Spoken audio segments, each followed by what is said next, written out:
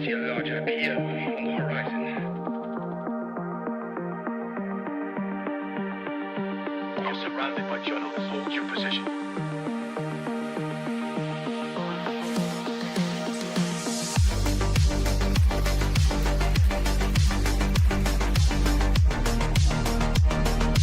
Overnight success.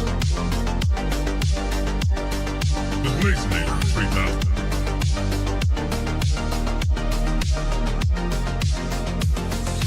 Double blade.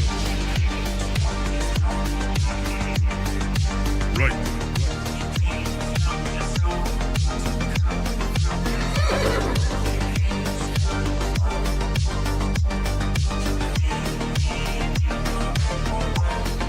That's misinformation.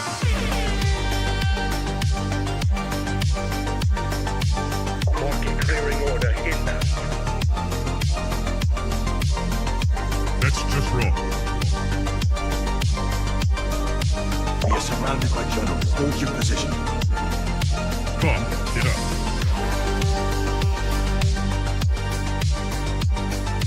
Trust the experts. Vibe coding. We are experts. Founder mode. Vibe coding. I see multiple journalists on the horizon. Stand by. Experts. UAV online. Glaze. Double glaze. Triple glaze. Another one. Double kill. Vibe coding.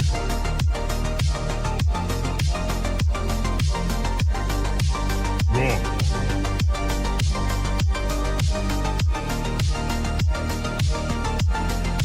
Pump is up. Glaze.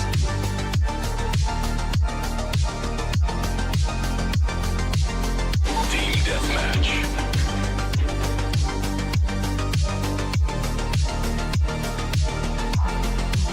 We are experts. Triple glaze. That's just wrong. Right.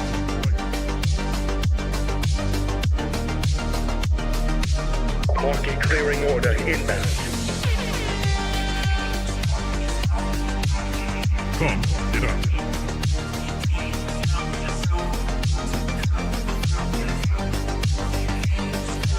We are surrounded by journalists. Hold your position.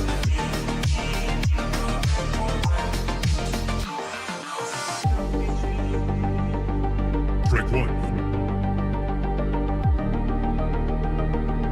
Strike two.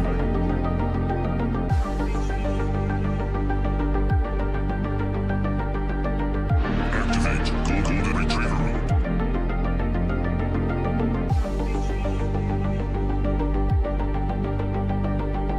Trust the experts.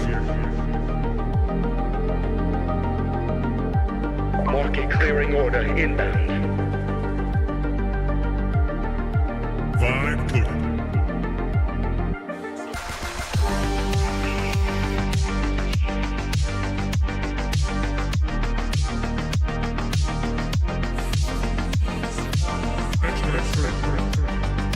I see multiple journalists on the horizon. Stand by.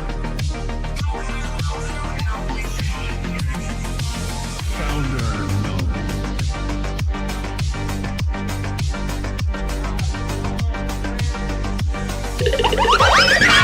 You're watching TBPN. Today is Wednesday, July 29, 2026. We're live from the TBPN Ultradome, the temple of technology, the fortress of finance, the capital of capital. Let me tell you about ramp.com. Time is money. Save both. Easy to use corporate cards, bill pay, accounting, and a whole lot more.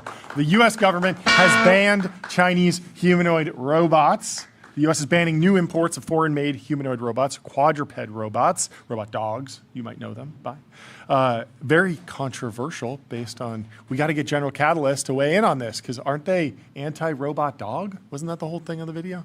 Maybe That's I'm right. misremembering That's it. right. So We they have must be celebrating. Some platform VCs are they very behind this? pro Yes. robot dogs. Everyone should be pro robot dog. Anyway, there's nothing wrong with a robot dog, unless it's a geopolitical discussion, and then there's another layer to the debate. So the Federal Communication Commission's FCC today announced some restrictions, and these apply to new versions of those products. FCC Chair Brendan Carr said the move is intended to, quote, secure America's critical supply chains. China, meanwhile, has condemned the decision as protectionism. Is that because they're protecting the small children from getting smacked in the face by the humanoid robots? It is protectionism. I know. That video, I think that you're referring to. Yeah, brutal. Absolutely brutal. We should try to pull it up. We should. Try to find the humanoid kicking a child, please. Sounds wrong, but I just want to get at the truth. Yes. I just want the truth. The move Nothing but comes the as truth. Chinese companies have established a commanding lead in humanoid robotics. Of the roughly 15,000 humanoid robots shipped worldwide in 2025, China's Unitree and AGI-Bot, I'm not sure how you pronounce that, each delivered. Okay, we more have the than video of the 5,000. robot kicking the child. Brutal. There's another one where he's spinning around and gives him sort of like a spinning back fist. But that is a crazy.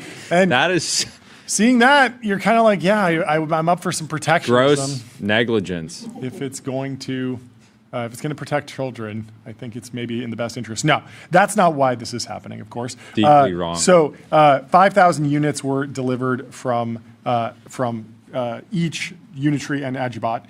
By comparison, U.S. companies, including Tesla and Figure, shipped only a few hundred robots each, if that. China is also estimated to control about 85% of the global humanoid robotics market and also a ton of the deep supply chain, obviously. According to the Associated Press, the restrictions are expected to add new tension to U.S.-China relations ahead of a planned September meeting between Chinese President Xi Jinping and U.S. President Donald Trump. The FCC argues the measures are necessary to reduce potential risks posed by connected foreign-made devices that could become part of critical American infrastructure. What's interesting here is that we're seeing a ban on a Chinese technology that is so nascent that you don't have a coalition of companies that are saying, whoa, whoa, whoa, I've deployed, my business is built on top of Unitree. I know there's geopolitical considerations, but I can't make the cars that I make without them. I can't run my business without them. And so this is going to hurt me. No one's really stepping up in the same way that they are with Chinese LLMs, which a lot of companies are like, no, I'm actually going to cut my inference cost by 80% if I can. And you have all of the various cloud businesses that are already making money from them. these models. Exactly. Yeah, I'm Very different. I saw a bunch of people that were sort of saying that they didn't like this, that it was protectionist, Yeah. and that there must have been some American humanoid or robotics companies that were lobbying for this in DC. Maybe there were, but I personally don't want 100 million humanoid robots in this country running around that are not made by a U.S. company, or at least a Western ally. Yeah. Because there's been the DJI ban, there's been various surveillance tools that are banned, but there's still so many different pieces of technology that come from all over the world. I wonder where people would like to draw the line generally on technology. Like, is it okay if the Wi-Fi router is made international? We drew the line on Huawei. Yeah, on Huawei, on the 5G tower specifically, but you can still get a router that, a Wi-Fi router for your house that comes from China. And you have to imagine that many of the actuators, the motors, the batteries, CATL, that company, ships batteries for all sorts of stuff. The Google Waymo approach, I think, is probably the correct, finding the line. So Yeah. Waymo is sourcing like almost all the parts for the new Waymos from China, but they are building them, I believe, in the United States, and all of the software is from Google or Alphabet or Waymo. And so you have to imagine that they're able to tear all these pieces down and sort of maintain their own cybersecurity posture, which is really what this is all about. But it is interesting. Do you think this actually accelerates the American humanoid market? Does this lead to up rounds from 1X and Figure because the playing field is more open? Does Tesla meaningfully pull forward their roadmap? I mean, these companies have already raised a lot of money. Yeah. Elon's putting billions into it. Yeah. Figures managed to raise Yeah. billions. I think that the first thing that we need is profitable use cases for humanoids. Yeah. And so I think there's a lot of work that the industry needs to do to make these products like genuinely valuable in the home, in workplaces, in factory settings, all these things. I think that's a bigger problem. I think if you, it does feel inevitable at this point, just because there's so much money going into it, so many smart people dedicating all of their time to it. It feels inevitable. Maybe it speeds it up a little bit. It just felt like we were going to end up in a situation where they would just continue to dump humanoids onto our, you probably still can buy a Unitree robot on Walmart. I was asking Tyler about this because you used to be able to buy a Unitree G1, I believe, one of their robots on Walmart, which was sort of crazy. And the price was accessible. I mean, it was still tens of thousands of dollars, but it was something that a research lab could buy pretty easily. I wonder if there will be other ways for companies to get access to these products, at least for benchmarking, because they will be competing internationally. Like even in a world where, Tesla gets to the frontier of humanoid robots with Optimus, and then they're going up against a Unitree for a deployment in Germany, like BYD, right? BYD and Tesla compete internationally, even though Teslas can still be sold in China, but not vice versa. But internationally, there needs to be a lot of like, what are the capabilities so you can actually sell against your competitor? Yeah. Even if you're So not far, down. everything Unitree I'm seeing on Walmart is out of stock. Ooh. So I don't know if they just marked it out of stock when this went live, or they had just sold out.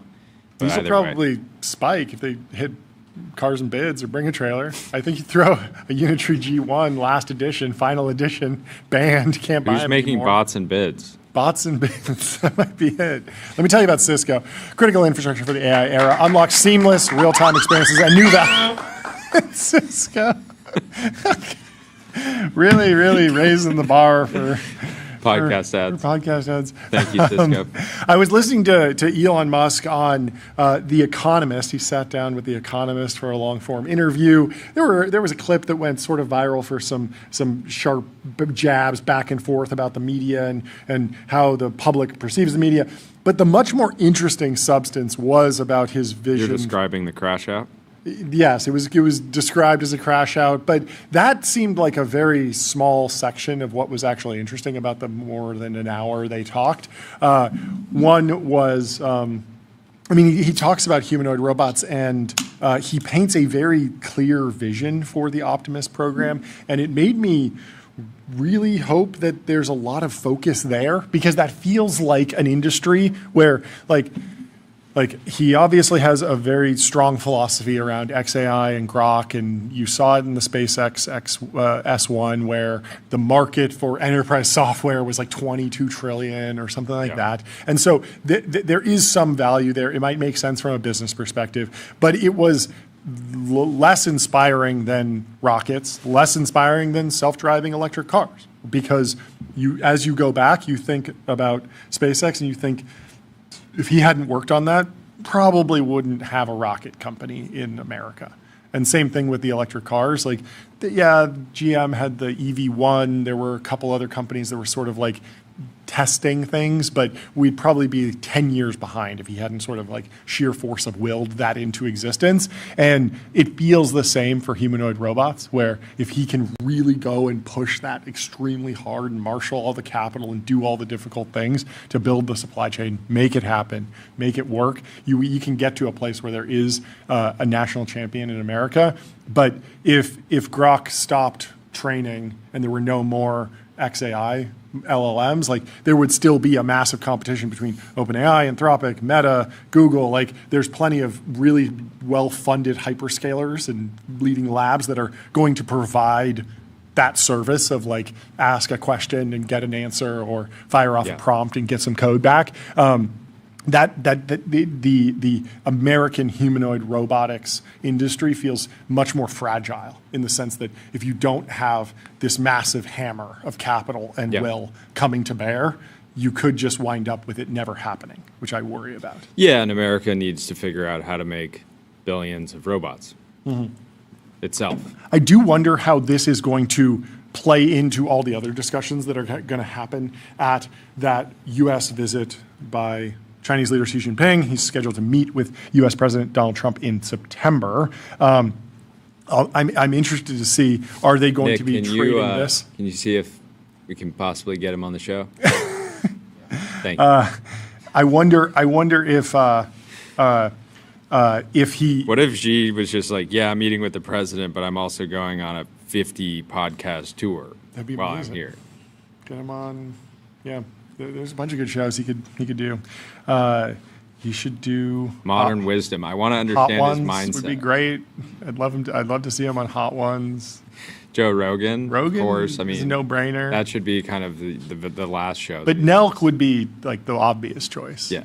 A lot of world Well, and they leaders have a history of world leaders have been on there. That's true. Controversial That's world true. leaders. That's true. Why not Xi Jinping? Get him on there.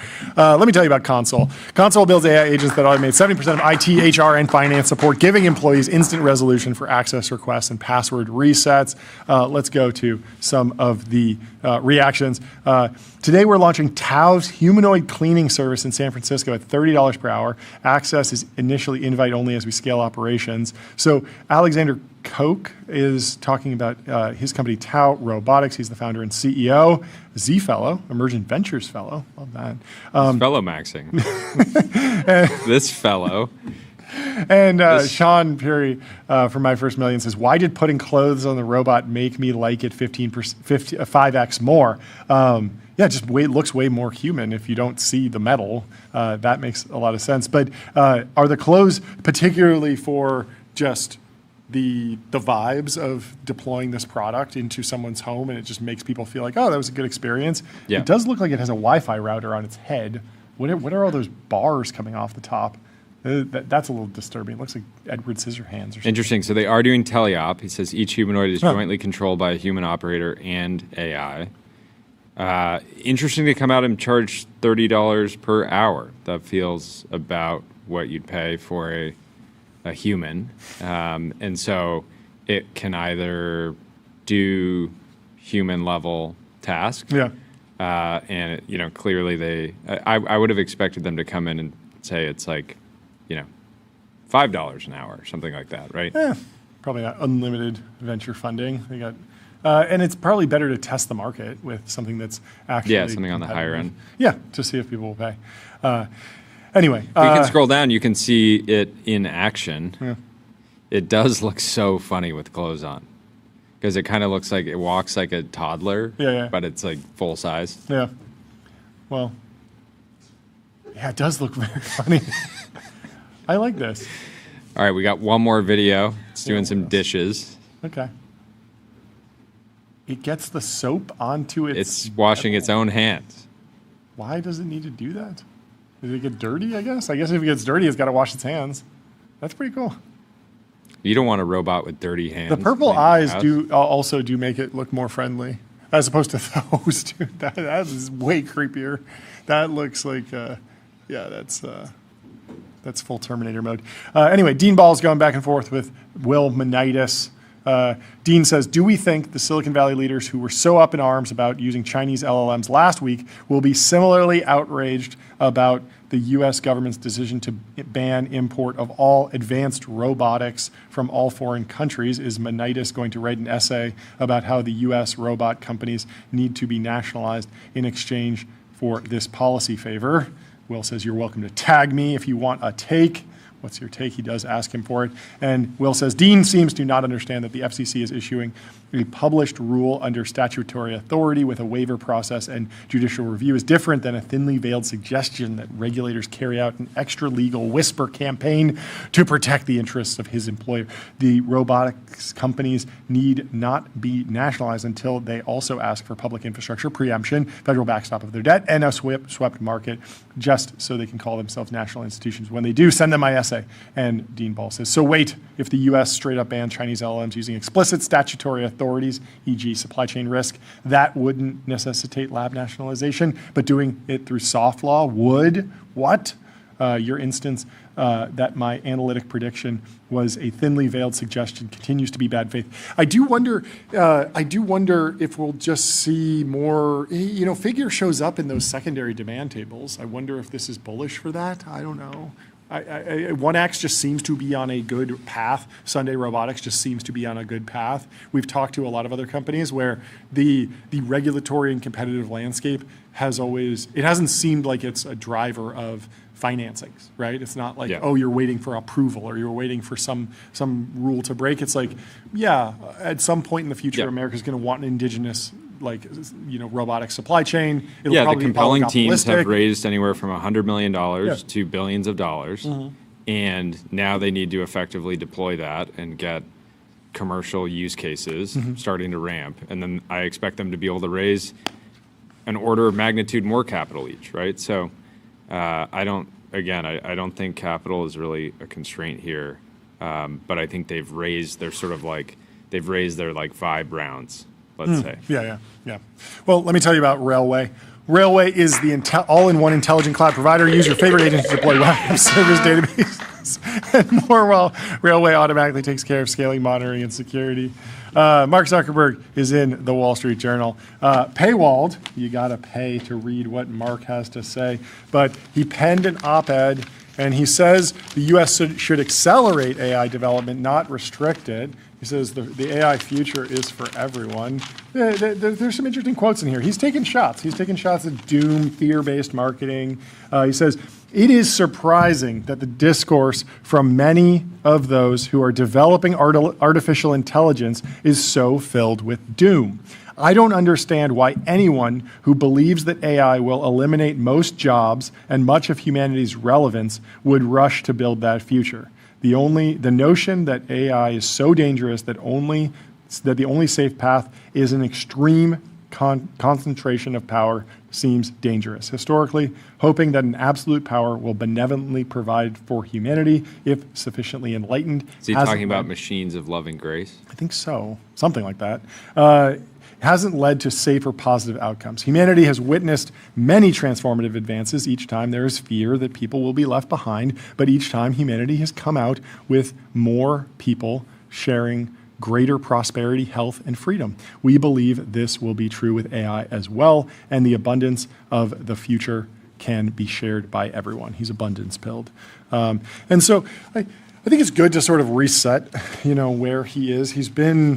He's talked about AI a bunch, but it's never been like right on the cusp, but he's just like throwing his hat firmly in this camp of, he's obviously playing in AI, but has a particularly positive vision. And he's sort of throwing down the gauntlet. If you think AI is so bad, then stop working at it and let me work on it. Let me cook. I don't know.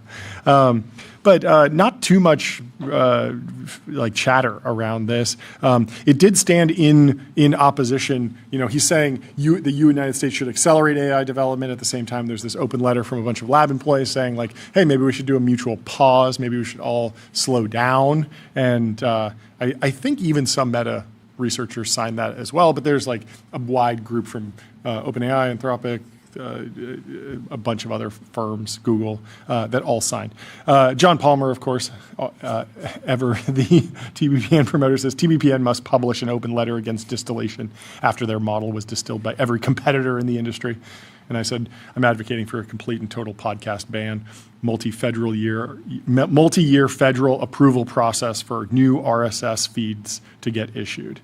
He says, better hurry up and write that open letter before Chinese technology network launches. I think a Chinese TBPN would actually be electric. I think that'd be amazing. Love to watch. I would love that.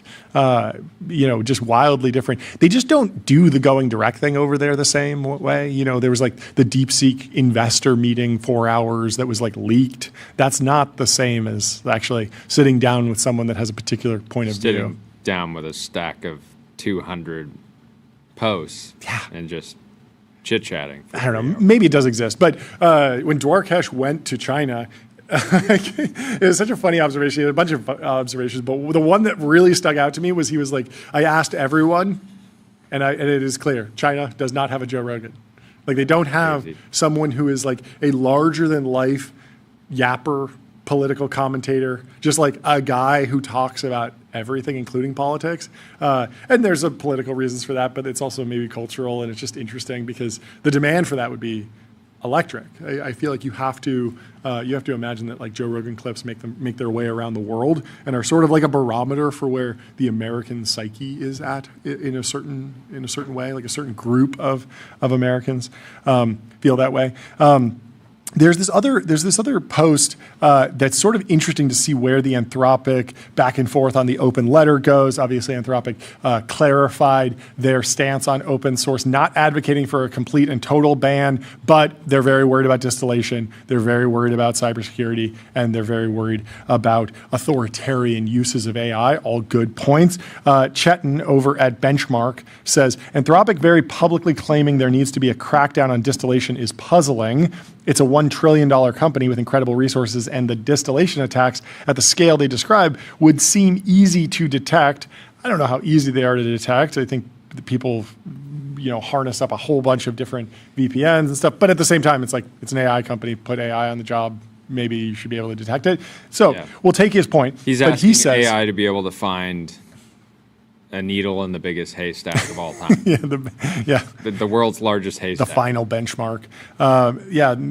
Maybe distill bench is distillation attack bench is the one that needs to be hill climb next. But he says the only cost would be giving up the associated API revenue. So you should have a very aggressive internal policy around if you're suspected of a distillation attack, you're kicked off the API. Of course, in a very short amount of time, you can fire off a lot of prompts and get a lot of tokens, and you can do that across a lot of different accounts. What do you think about this? Yeah, I mean, detecting distillation seems like a very hard problem. I think if it was trivial, they would have just done it. Yeah, and also seems like it's not that big of a percentage of their revenue. Like I'd be surprised if like distillation attacks accounted for a large amount of like. Yeah, I don't think it's meaningful. Also, so it does feel like it's hard because a lot of it doesn't actually go through the direct API necessarily. Like it goes through a company that is vending a service, and then someone is prompting that service, and so you're further obfuscating it. Like there are a number of different sort of wrappers that effectively wrap various frontier APIs, and if you're getting hit in a bunch of different, you're blending all of that together, you're looking at open source stuff. There's also just people that will, like this just happened with, was it Matt Schumer? He basically uploaded to GitHub a game that he made with Opus 5 along with the prompt. And so you can sort of distill on that, like it's only one data point or a small bag of tokens, but there's a lot of people that will share a prompt and the actual output. And so you can train on that, and there's no way to detect that you found that. What's interesting here is that the knock-on effect of Chetan's point is that you, like, if Anthropic takes Chetan's advice, you wind up giving out the model less frequently and being more closed about it, which was something 3 months ago. Everyone in the ecosystem was like, this is annoying. Like, I'm a small startup. I can't get into the Mythos tier. I can't get access to Project Glasswing. I'm not an enterprise level, customer.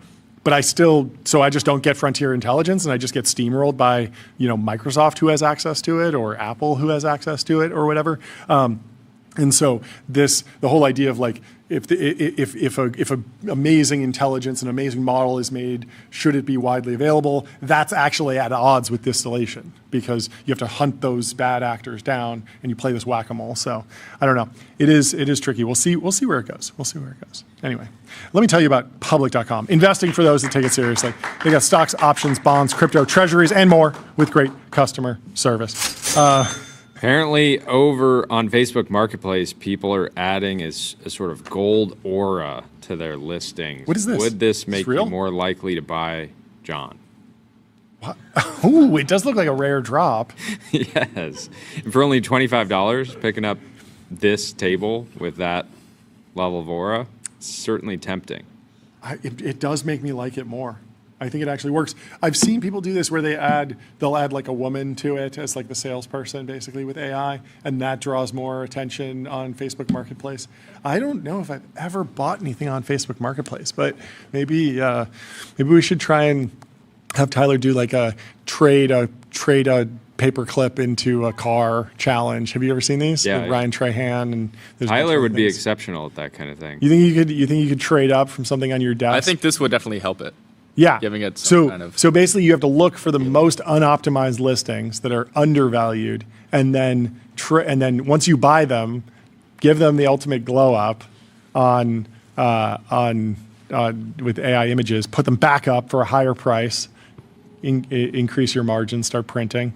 This is a very Gary V-esque hustle for sure. Asking, okay, where do we want to go next? We have Joe Wise and Tall joining in just one minute. If we have time, we should cover this story coming out of eBay. Let's do it. Pretty incredible story. eBay pays couple $56 million for its role in cockroach harassment campaign. That is a crazy headline. The couple received threatening deliveries, including funeral wreaths, after criticizing the e-commerce retailer in a blog. So this couple, David and Ina Steiner, were harassed, it sounds like, for years for criticizing eBay. Who knew that criticizing eBay could get you in this much trouble? Yeah. Of course, it's eBay that ended up getting in trouble. So they had an online e-commerce blog called E-commerce Bytes, and they criticized eBay on that. And then back in 2019, so this has been going on for like 7 years. There's a whole new executive team in place now, but there were actually criminal charges in 2020. 7 employees of the company were sentenced to prison terms ranging between 1 and 5 years. And so what were they doing? eBay leadership apparently mailed a series of threatening deliveries to the Steiners' home in 2019. That's crazy. Including a box of live cockroaches, a bloody pig's head mask. I don't even know what that is. Head mask? Is this a real pig head that's been turned into a mask, or is it hopefully just a sort of a Hollywood remake of that? And a funeral wreath. The Steiners also accused executives of online harassment, including online posts inviting strangers to their house for sex. Also, absolutely insane. Who, like, in what world is a public company like eBay just getting some criticism, which all companies do? yeah. Like, I'm sorry. Takes it this personally, like, that you're going to try to ruin the lives of 2 people that are already in your industry. Yeah, was the impact of E-commerce Bytes blogs showing up in your quarterly reports? Like, was it actually eBay that pleaded damaging? guilty in 2023 in a criminal case over harassment and paid a $3 million penalty. Following criminal charges in 2027, employees of the companies were sentenced to prison terms ranging from 1 to 5 years. It's absolutely brutal. According to court documents, eBay executives grew increasingly upset by the Steiners' critical coverage of the company in early 2019, leading then executive Devin Wenig to text another executive that it was time to crush the Steiners and take her down, referring to Ina. That summer, harassment against the Steiners escalated from threatening messages to delivering items to their home, which also included a book about surviving spousal bereavement. So that's like sort of a death threat, I guess. Yeah. Right.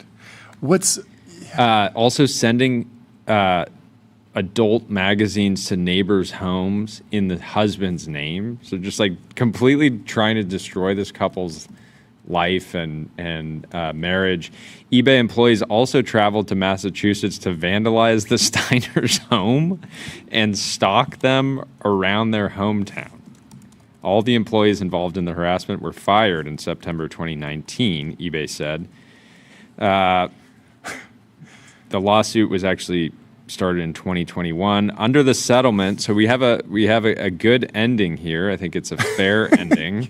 Under the settlement, the couple will receive $48 million in compensation from eBay and former employees. eBay will also pay $6 million to charitable organizations, and Wenig will pay $1 million to a free speech charity in Ina Steiner's name. This is like the ultimate Streisand effect. I never would have heard about e-commerce bites or their criticism of eBay if they hadn't done all this. What a mess. E-commerce bites. I'm looking up exactly what they said because eBay is, in my opinion, just the most set it and forget it company that's just had the same service for 20 years, basically. Well, but now we're going to get to the bottom of it. Ina Steiner published the news that this settled on her blog. So e-commerce bites has been giving sellers a voice since 1999. So I do think that it appears, just from looking at it very briefly, that e-commerce bites clearly is an important voice in the like eBay seller world, but still absolutely insane way to go about doing business. And I'm glad that eBay cleaned up their act in 2019. In 2019, e-commerce bites posted an article said, "Did you know that eBay built a lavish New York City pub-style lounge because they had constructed an elaborate replica of a Manhattan pub at an eBay campus?" And the framing was basically, this appears to be a no-expense spared executive amenity. Maybe they were going to do a podcast in it. You never know. Anyway, we have Joe Weisenthal from Bloomberg, Odd Lots. You know him. You love him. He's back on the show. Welcome to the TBPN Ultra Dumb Show. How are you doing? Joe. It's been too long. I miss you guys. I miss you too. Okay, so I have a question for you. You've had a podcast for a long time. Yeah. Have you ever gotten like a negative review or a negative comment? Ever? No, never. Never. No, be honest. Be honest. Maybe you've got one. Have you ever thought about sending them a box of live cockroaches, maybe vandalizing? There are actively people home? Mad at Joe right now on Twitter about his latest take. Hopefully she's not watching right now, but my co-host Tracy would. If one of us would do it, first of all, she is the one who reads the comments. I don't think she would. But I think if like you were to float this idea, like she might at least like spare a few mental maybe cycles. She's like, I've thought about doing that. I ran it down, but I know the whole the backstory with eBay. I try to be the voice of It's peace. a cautionary tale. You guys don't want to have to, down the line pay a $50-60 million settlement. Yeah. For Definitely not. No. Sending a horse head to a former listener for leaving a bad review. That is not on the roadmap. No, not at all. I'm trying to think if I can. I don't know if you caught the story right before this, but basically eBay had to pay a couple $56 million because like a bunch of executives were harassing this couple for just like criticizing the company in 2019. So like no one is even really thinking about eBay in 2019. Like it's just not like it's a big company. It's a company that a lot of people have used and a lot of people love. But no one's like really. It's not really that top of mind, and 7 executives are like becoming criminals. I will die for this company. Like, in 2018, they might have said, "Oh, that would never be me." Maybe who among us, if you're late at night, you start going down a path, you have to exhibit really good cognitive hygiene, because who among us knows the path to psychosis online? Many such cases, and maybe we all need a little bit of humility about what the set of conditions that could put us in that path. Yeah. Sometimes one prompt is all it takes to lose someone. Prompt. I took a week of vacation last week, and I was like, oh, I'm not going to post anything for a week. And I did. I actually did. But I felt it all like bubbling out like Friday evening when I sort of mentally, it's like, oh, vacation's over. It's the weekend now. And I was like, it's just like all, I was like uncontrollably. So it's like we all have to be mindful and self-aware about what we're capable of, because maybe you don't really know, like when it comes to internet vendettas, what could happen. Do you think social media is addictive? Because I can't, it's so hard to tell when your job is social media. Like, I am the screen time. I have 3 hours of live stream time every day. Yeah. But it's like how I buy really food. So it's like, am I addicted to my job? Like, I don't know. Well, I've thought about the funny you mentioned food, because this is how I justify it, right? I've probably said it before. This is how I justify always being online. It's like, oh, it's very important for me to know what people are talking about. This is how I hone my skills. But it is like, it's funny. I was thinking like food specifically, because with other addictions, you just go cold turkey, right? You're just like, I'm not, And with food, you can't. So you have to like, it's really hard to like, so even with me in social media, it's like, it's hard for me, like cold turkey is not that hard.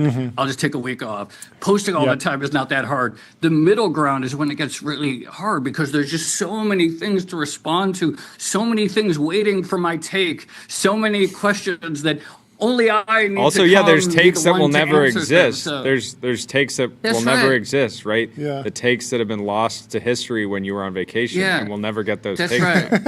I do feel like, and you think of, I do feel like one benefit that you have and I have felt is when you have multiple, maybe dopamine reward paths, but like outputs, it is nice to be able to retreat, because you can do a podcast, you can also write an essay, you can also rip off a post. And so if you only have one of those, then you can sort of get lost in the sauce of like, oh, it's been rough since I had a great guest, or it's been rough since I had a great viral banger post. But if you can sort of move around and be like, okay, I'm going to take a break from the knife fight at the dive bar and put my thoughts together into an essay. That gives I agree. flavor. It's very important to have multiple outlets for man's desire to post and put things out into the world. Yes. The deepest desire, it's like in the hierarchy, is like to be someone we are listened to, right? You could see it in all of like the billionaires who like cannot resist the impulse to get online and start posting. It's clear that money, yes, it's all great, power is great, but what they really crave is to just be heard by someone out in the world. And so they start posting. The death of Twitter X fully over now, given that Jensen Huang joined, Mark Zuckerberg had to join. Like it truly pulled everyone over, kicking and screaming. Because I imagine Mark Zuckerberg would prefer to promote his Wall Street Journal op-eds just on his own platforms, but that's not where that community is. So you got to go. No, it's true, like with AI, especially specifically, which is that it's X, right? Like if every time someone leaves one of the big companies, they have to post a big thread or, a really long tweet or whatever, and it's only X. I mean, they could post it on Instagram, they could post it on LinkedIn, they could post it, they don't though. I mean, they might, I don't know. But they posted, that is where the news happens. And you can feel, like I think, the thing that was really striking last week with the discourse, as one says, about the open letter, et cetera, it germinated on Twitter specifically. Totally. Why did the White House, why was this suddenly in that week a thing that the White House in some way needed to talk about Chinese open models? It was because of how much it was bubbling on social media, on Twitter specifically. I actually think the entire thing more or less originated from one tweet that said that Kimi 3 was really good at front-end design work. It was like, that was it. It was that one post, because if you look around, like that crystallized it in everyone's mind that it's like, oh, here it is, maybe as good as the most advanced frontier models. No, there was one category of one overall thing, and that was the thing everyone locked into. And from there, and I believe that was the moment straight through to, okay, now the White House and all these companies need to make comments about open models, can be traced to that specific all online, all on Twitter from that. Front end built this country. If we don't have front end, we don't have anything. This country needs front end development specifically. No. Right. I mean, I agree with you. When I was looking at the benchmarks, I was like, the one that I'm actually interested in is the cybersecurity benchmarks, because that's that's where everything. we could actually have this meaningful discussion of, okay, you just actually democratized hacking into things. This is going to get kind of crazy, and you're going to have like script kiddies out there that are, just hacking into the random flower shop on the corner and just making it a nightmare for them. And we couldn't really get there. I don't know. That hasn't been fully. I forgot who posted this, but someone was sharing this morning. They were trying to figure out how much you need to spend to have your own setup at home to be able to run Kimmy efficiently. It was like $100,000. Yeah. Right. Just to get to the point where you'd be able to. Yeah. And it's a lot of energy. In a sovereign way. A sovereign hacker would need to have 100 grand, which hopefully prevents like the script kiddies. It might be the new Lambo, though. You get the influencer, the LARPer. They got the NVL72 in the corner. You're like, yeah, what's up? I got the sovereign AI going. I don't know. How else did you process the open letter? Were you surprised by the order that companies signed? Ben Thompson had this interesting take that it's two of the last companies to sign. I don't think Apple's signed yet. You'd think that they would benefit from open source since they haven't been playing that game. Amazon was also a little bit late, but Amazon and Apple both have physical products like warehouses, and they sell physical things. And so they're maybe a little bit less nervous about AI disruption because they have a physical aspect. I don't know what you thought about the sequence of events.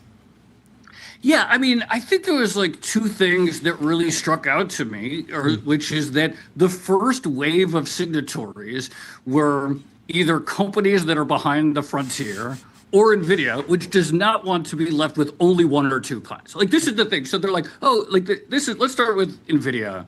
I think the nightmare scenario for NVIDIA, or at least a nightmare scenario for NVIDIA, is that it basically has one or two labs break so far from the pack that it's just, it's almost monopsony conditions. Sure. And then those clients can either and just to add to that, like both the two front runners are already making their own chips. They're already working with multiple chip companies, right? So they're already actively trying to reduce their dependence on a key supplier. Absolutely.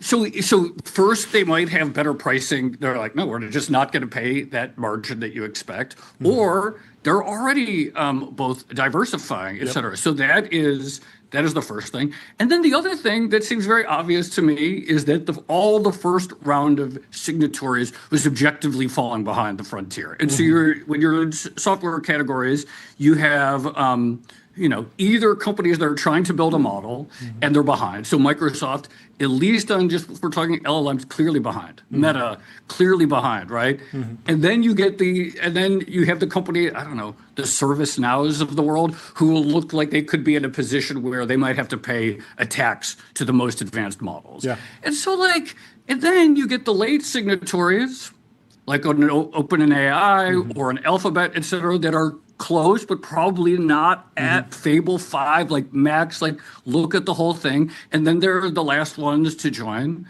And so I guess I was like, look, I love all that stuff I love freedom. I love freedom and I love tinkering. And I want to do all that stuff, et cetera. But when I think what really motivates these companies is I don't put a ton of stock on, it's really important to diffuse AI into our Main Street businesses and hospitals and hackers.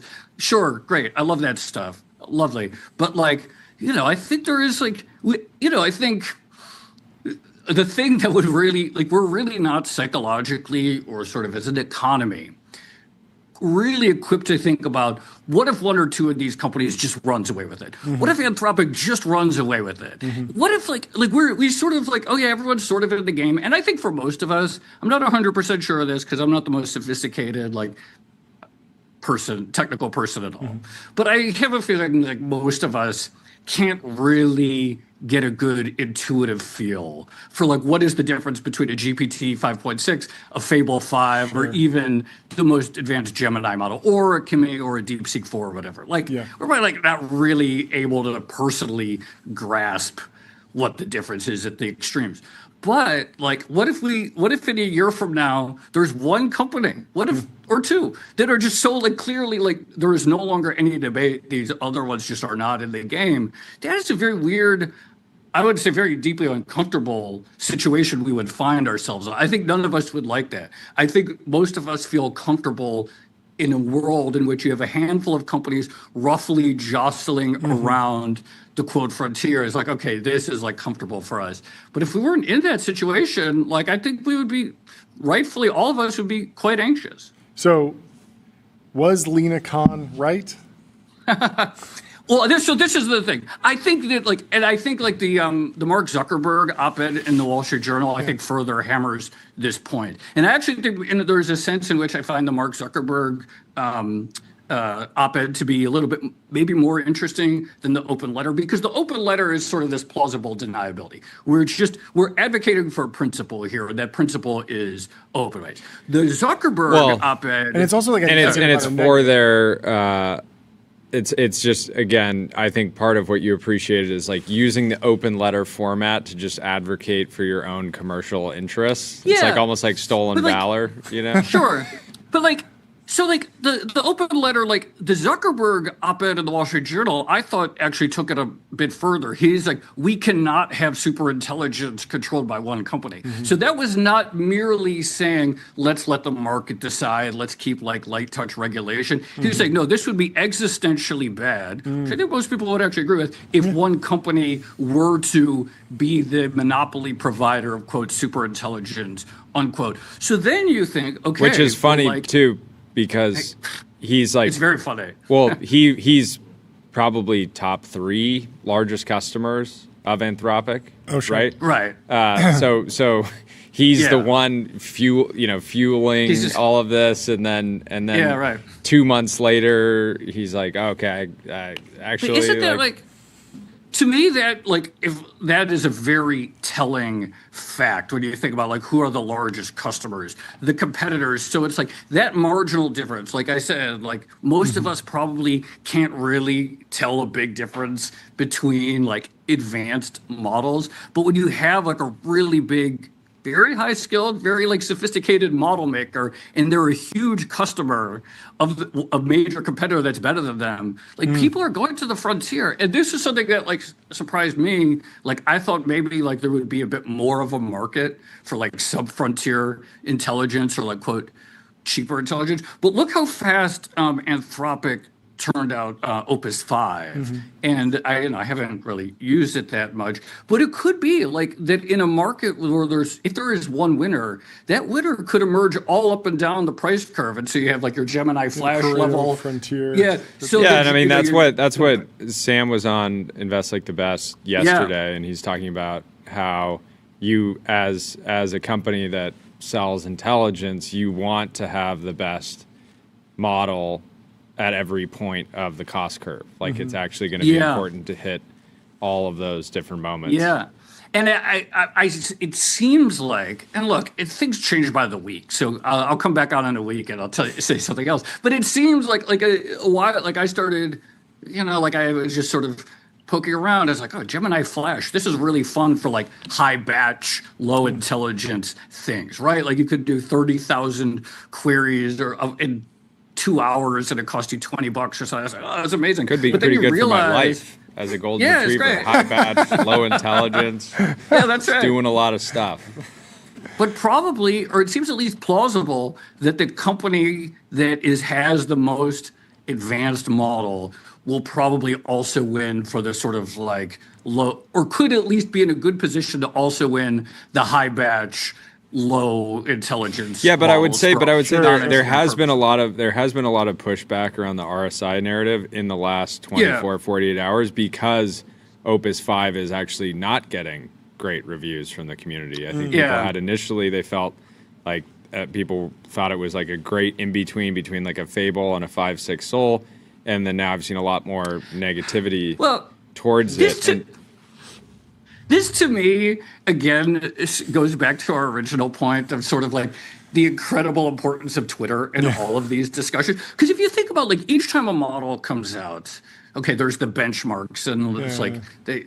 But then it's like you'll just see like someone will be like, there was some tweet when GLM 5.2 came out that he's like, some guy was like, oh, I've been using GLM 5.2 for the last 8 hours. I've never seen an open model like this. It got like 2,000 retweets. It's like 8 hours? What were you doing? You're like, what are we doing here? It's like, oh, like I got a sort of weird vibe from Opus 5 or all these things. It's like, I don't know. I actually think this is probably a good reason for all of us to maybe log off a little bit more and to actually just read through benchmark reports rather than like one tweet or like, I've never seen a front end dev like this. On the flip side of like the benchmarks, like it actually makes me more strong on Mark Zuckerberg's like ability to produce a thoughtful opinion, because he's spent $1 billion on frontier intelligence in a month, deployed across 10,000 people, and can look at like how the needle moved across different models and actually look at the efficiency, like the ROI is at the end of the day what matters in a business context. Yes, the vibe check matters. Yes, the benchmarks matter. But at the end of the day, in terms of moving the needle from 10 billion to 100 billion in revenue to $1 trillion in revenue, a lot of that's going to be driven by our companies actually like getting the bill and being like, yep, I'm happy to pay because it was worth it. This is something I noticed a while ago, which is that you read through like a lot of these like popular benchmarks that come out. And the thing that has surprised me is that up until like recently, most of them actually don't talk about the dollar cost of completing a task. So it'll be like, can the model solve these 100 problems in engineering or whatever? And it's like, oh, this one got 85, and this one got 75, right?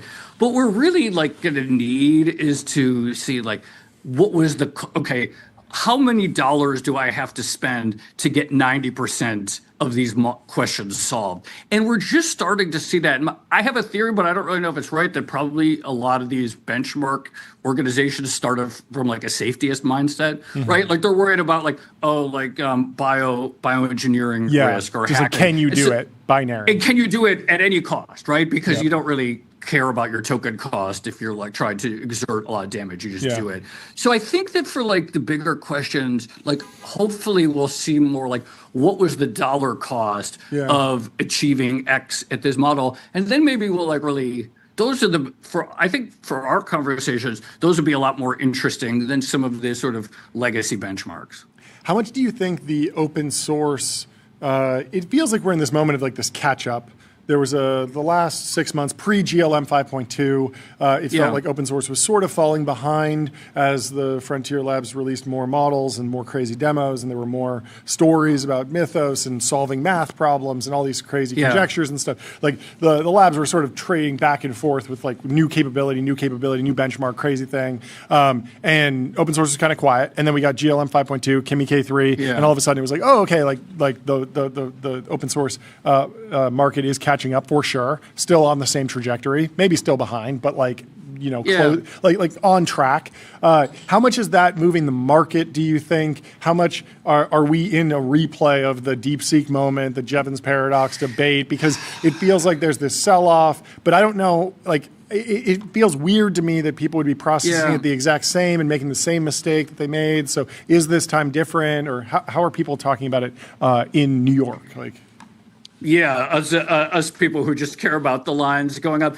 It is, I think, like, no, for real, though. I mean, I do think, like, it's plausible that this, on some level, this is just another, quote, DeepSeek moment in the sense, like, you get a little bit freaked out. I agree with you. Like, it's weird to think that, like, you would do that same playbook twice. I think, like, another factor is just generally setting aside, like, maybe the Kimi and GLM stuff as a little bit, maybe it's a little overrated in terms of a story. I think people are looking at a situation in which they just do not foresee the end of these free cash flow losses, right? Yeah. There's just like, we're nowhere close. It's like, okay, when is the off-ramp for this spending? Yeah. That story isn't totally satisfying, because if it were just about, oh, they're spending $1 gazillion on capital expenditures, you would expect the Korean chip stocks to do well. I mean, the Korean chip stocks have been absolutely getting crushed over the last 3 weeks. Yeah. So like, there's something more to the story here. Like, I don't like. It could just be that a lot of manic. It could be two separate things. It could be there were a bunch of manic traders in Korea who were buying these double and triple X leveraged ETFs that just trade SK Hynix, and then that had to eventually flush out because there's so much volatility baked into that you get a little selling and it ripples.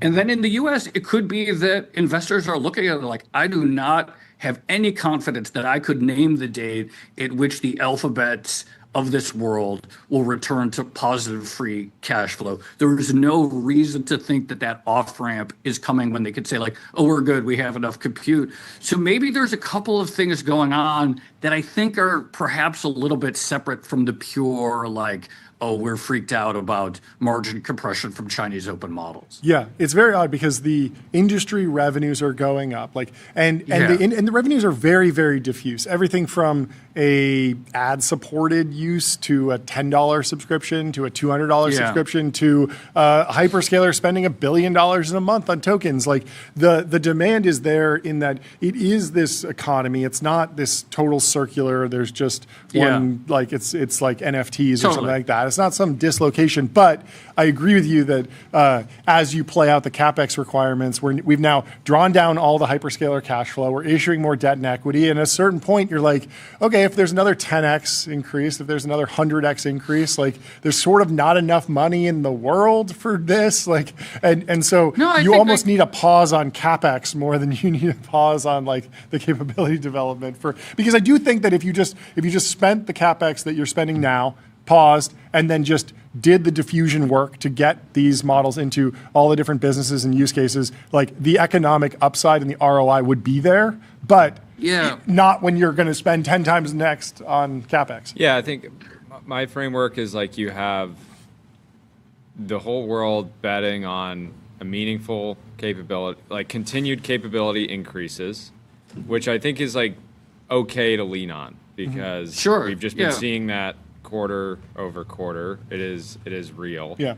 And then you also have some like hoarding, which is like not only are the capabilities going to get much better, I'm also going to basically figure out a model that's going to be so good it's going to just like hoover up a bunch of like new demand, and I'll be able to ramp revenue and justify all of this CapEx. And if I can't do that, someone else will. I'll be able to offload it, right? Yep. But the concerning thing right now is like the incremental big buyers of compute. You effectively have two players there, and then at the same time you have the whole industry being like, well, like praying for like an oligopoly as opposed to a duopoly or a monopoly, right? Yeah. Like very interesting scenario to have the biggest companies in the world so scared of a monopoly that they're effectively praying for an oligopoly. Is my view on it. Yeah, it's really wild. And I don't know if you guys saw today the recent blog post from Dwarkesh. Dwarkesh had a great thing about like expectations that compute could get a lot more expensive. Yeah. Which one of the sort of stylized facts of the last few years has, of course, been the extraordinary drop in token prices, right? Like if you go back to like GPT-3 token prices, they're down like 99.9%. But like, so we think, okay, there is some iron law that token prices will get cheaper over time. But maybe not. I mean, we thought there was an iron law that memory prices would drop over time, right? Or that any sort of hardware would drop over time. And what the story of the last 2 years is that turns out that is capable of reversing.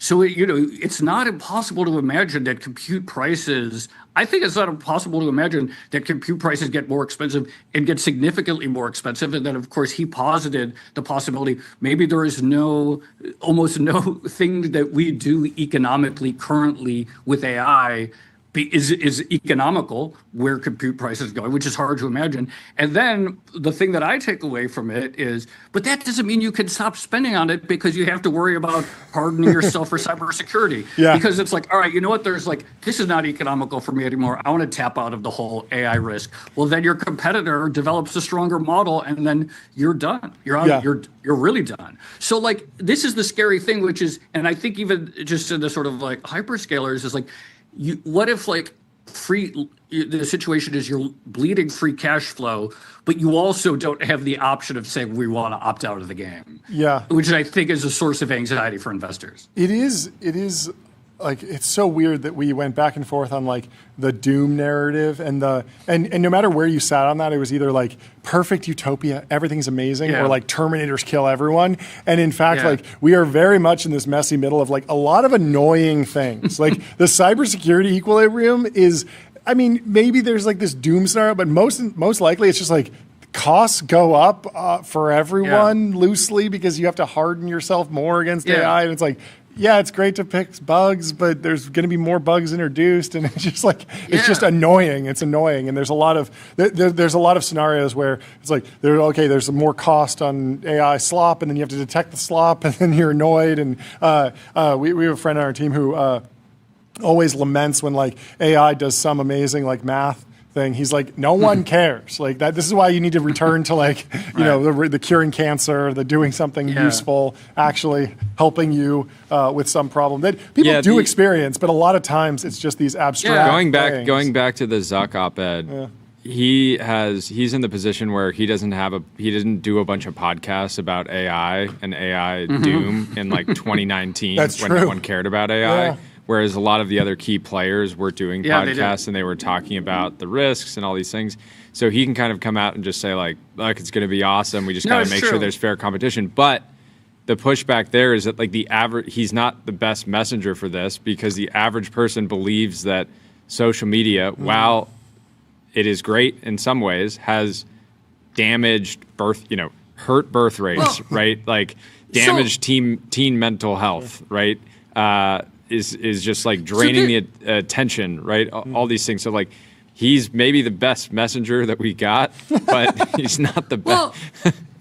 This is the issue that I arise when I think about this is that like, okay, you have two executives. One is like, it's all going to be okay. And one of them, we're going to have doom, right? So, and then it's like, well, which one of them has been paying attention and taking seriously AI for the last 10 years, and which one of them 3 years ago is talking about the metaverse? Well, it's like, I'm going to trust the one who has been taking AI seriously for the last 10 years. And then unfortunately, that happens to be the doom guy, or that seems how it is. Yeah. That unfortunately, that like, if you just go by these heuristics we have of like, well, who was like, there have been people who are like very right about AI who are very nervous. Yeah. And this is like what makes me, I don't have any ability to adjudicate these questions. Like, I'm just reading stuff on the internet. I'm not. So, but unfortunately, a lot of the doom people have had much better intuitions about just the broader trajectory of the technology than the people who are very optimistic, who 3 years ago or 4 years ago were talking about NFTs. Well, yeah, and there's some line, I think it's from Demis, where he's saying like he met with Zuck when they were selling DeepMind. Yeah, and it's a great part. Zuck, viewed like the metaverse as like, or VR as like equally interesting to AI, and that was part of what made him decide to not go to Meta. Has Dennis never watched a movie in VR? It's electric. It's the best experience. No, it is funny because you got to. It's amazing. Apple Vision Pro. It's fantastic. But there was a doom narrative around crypto, and there was a doom narrative around metaverse. The crypto one was that every criminal is going to be able to transact anonymously, and there's going to be a huge increase in drug. Well, the doom scenario was actually that the dollar would just completely collapse. That was something that people were cheering. They were excited about that. And then with the metaverse, it was like wireheading. So everyone's going to be in the metaverse, and we're going to lose any and all interaction in the real world. And of course, Mark Zuckerberg never addressed that. He was never on podcast being like, yes, there is a risk that it goes into the matrix, and we're all in these virtual worlds, and like, I'm not going to do that. Apple sort of like forced his hand with that, with the crazy AR and like the screen on the outside. And Apple's messaging was like, we don't want to be an isolating device. We want to be a mixed reality device. And they were sort of being like the anti-Doom, but Zuck never really went full like Doomer or even addressed it. And then of course we just like sort of got the good ending because it just like kind of flatlined and never really went anywhere. I don't know. I don't even know if that's the good ending. It's like the middle ending.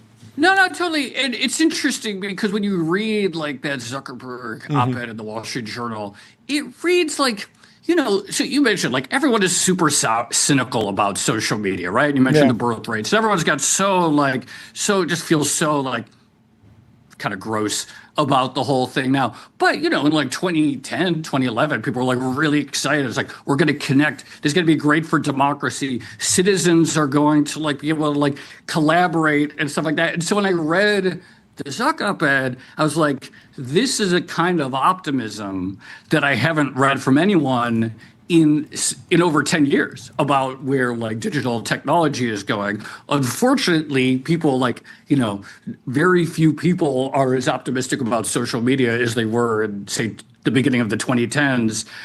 But it did harken back to that this is going to be very democratizing, et cetera. And I hope it is. Well, I expect, like, personally, social media, I do think has made my life better.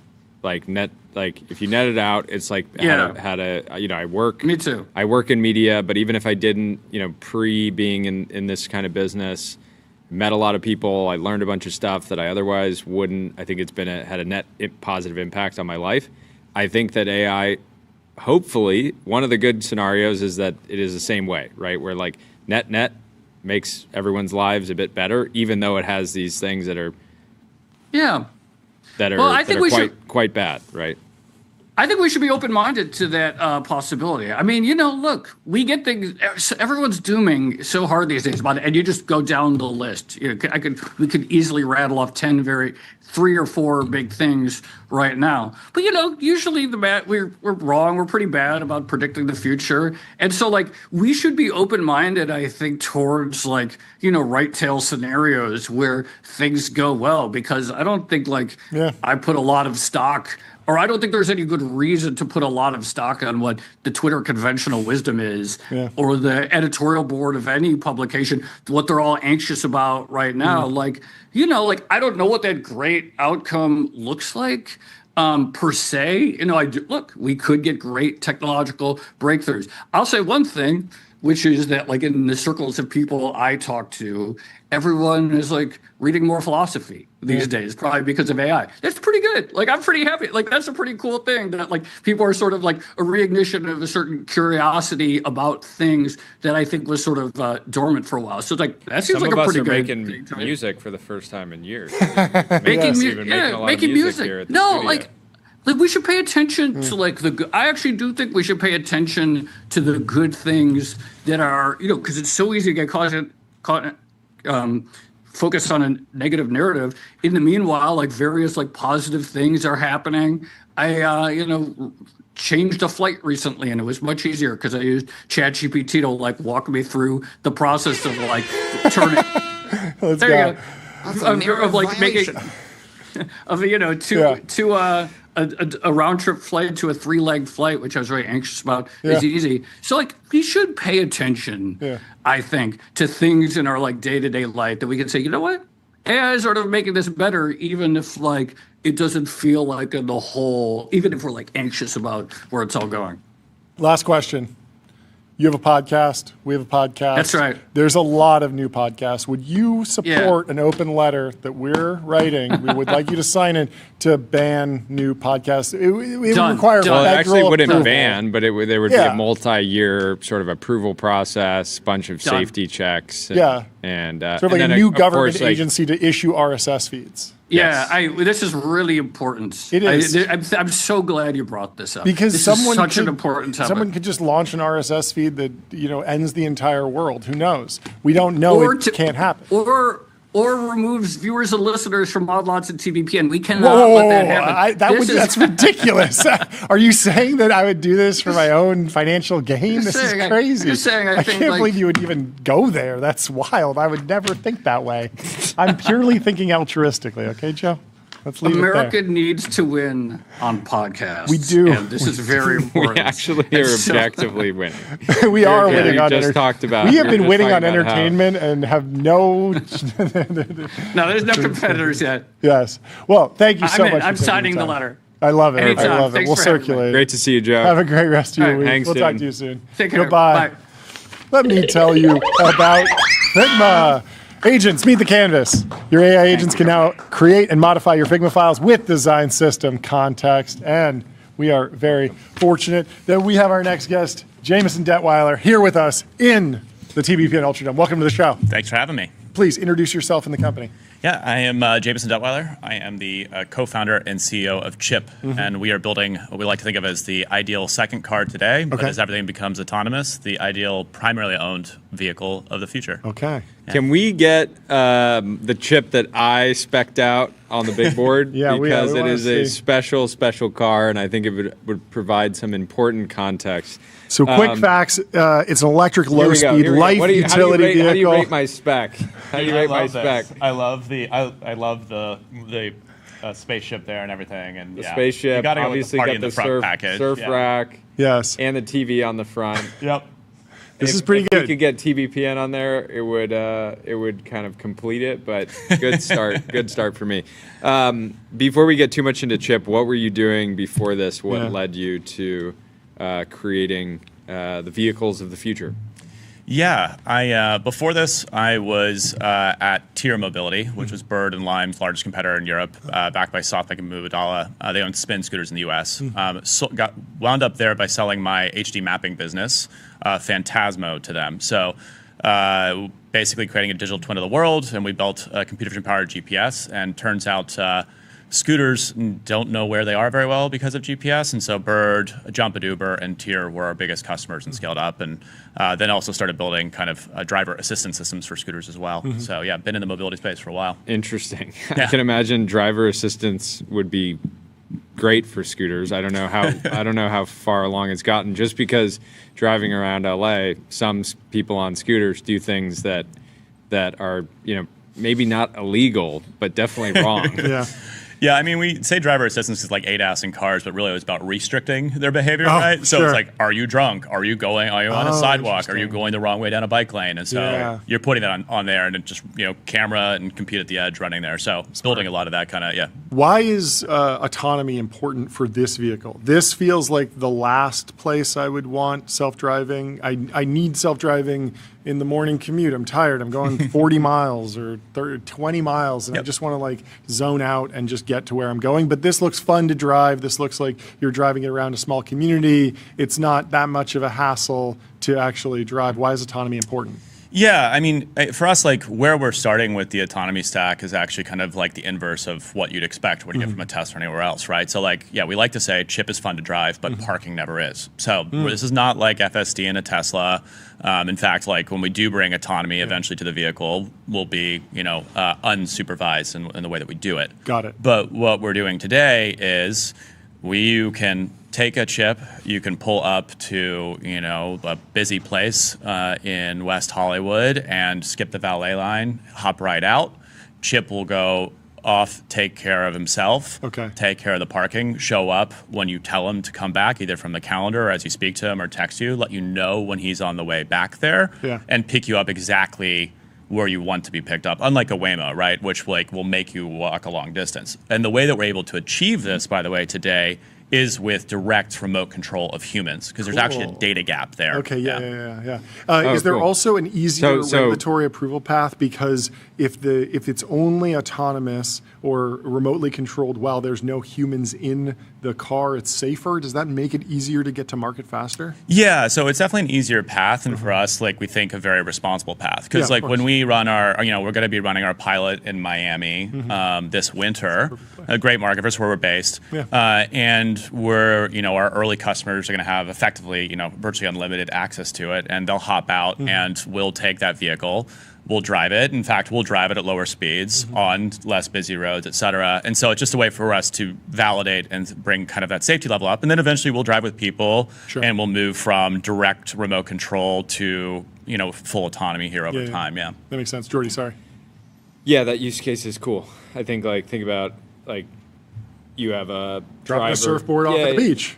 Yeah, that. But there's something. One of the biggest benefits of having a driver is just being able to be oh, I need to run to the grocery store, pull up outside, go straight in, even if the parking lot is crazy or chaotic. You're just going in, coming out. You're not thinking about it. To me, that's the most underrated. The number benefit. of people that have drivers but they don't order delivery groceries is very small. But yes. No. I'm just saying. To me, that's been a.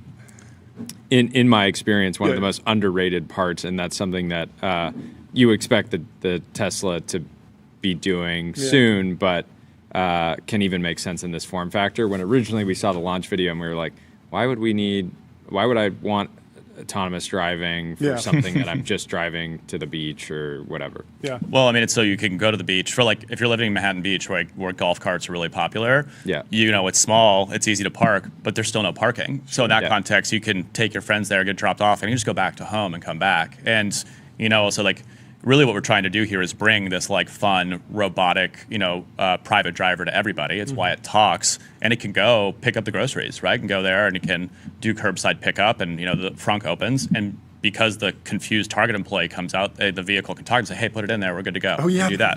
Yeah, exactly.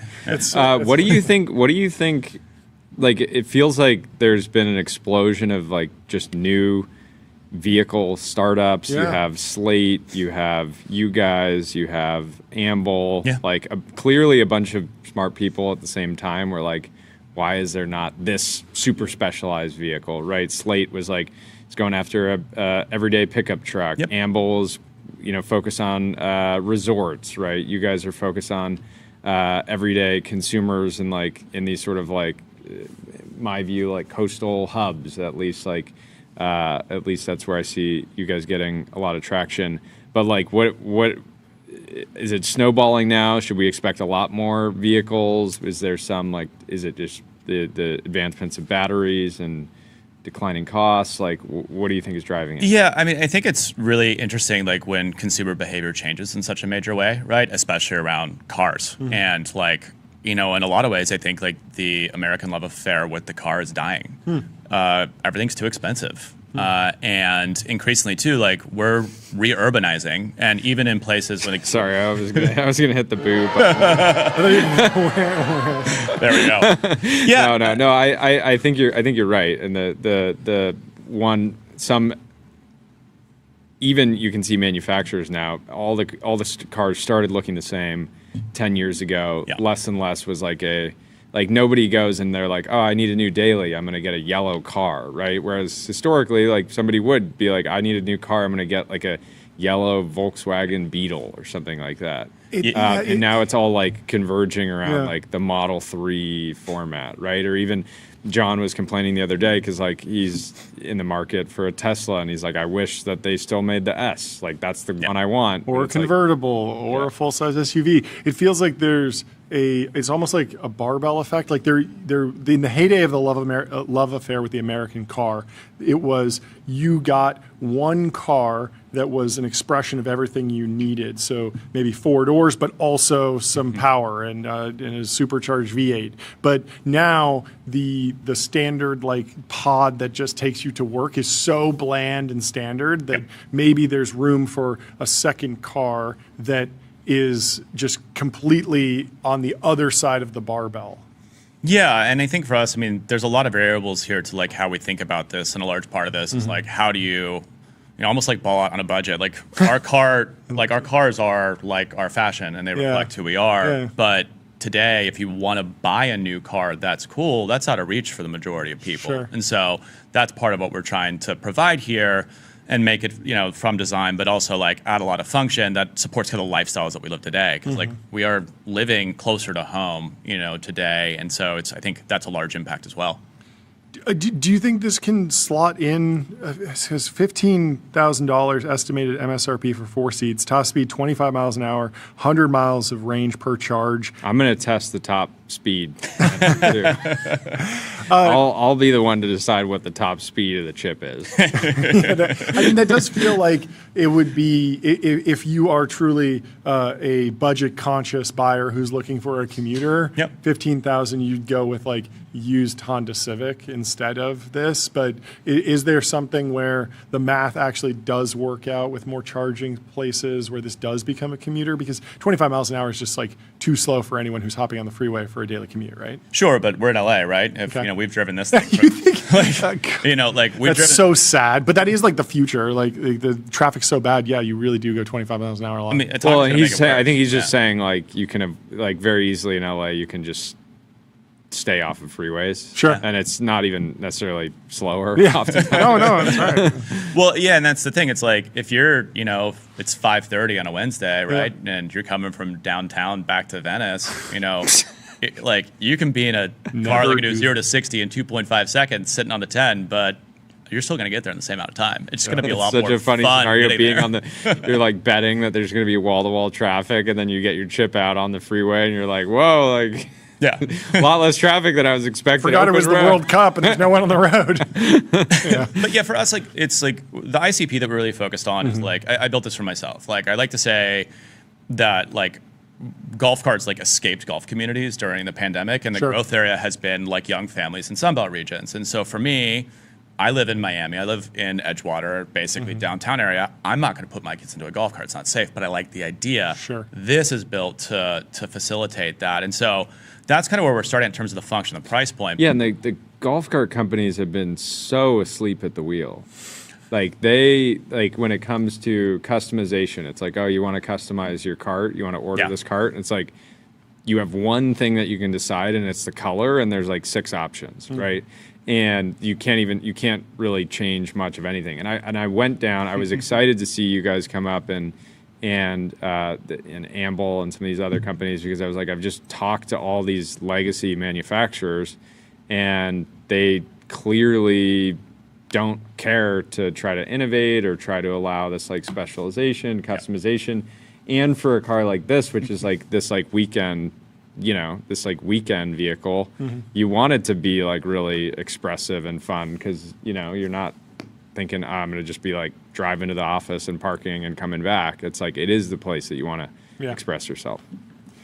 Paul Graham had this back and forth with the creator of Friend, Avi Schiffman, who's working on an AI device. And the question was, how do you counter-position against Apple? If you come up with a new electronic device, a consumer electronic device, Apple's going to do what they did to Pebble with the Apple Watch, where they launched something with the Apple design language. And Paul Graham's advice was, do something so bold with your design and your aesthetic that Apple can't copy you. And this feels like a little bit of this. This feels like very antithetical to what other car companies are doing, such that you could not be fast followed, even if the technology is on the same supply chain loosely.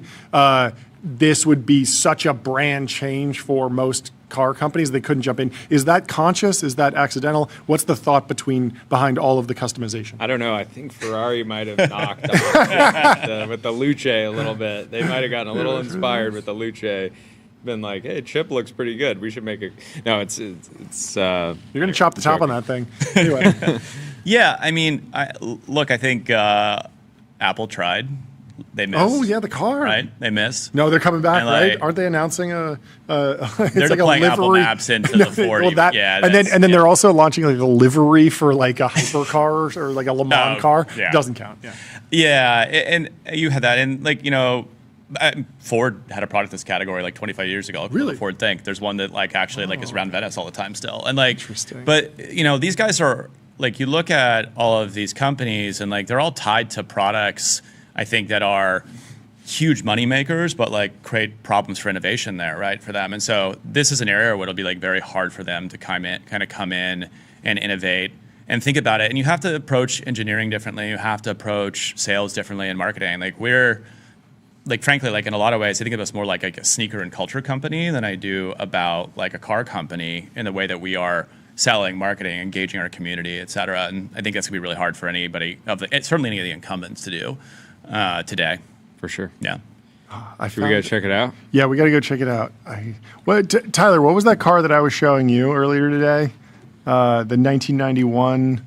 We got to pull that up at some point. But I want your reaction to that car because it's a fantastic one. But let's go take a look at the actual vehicle. You brought it here today. Yeah.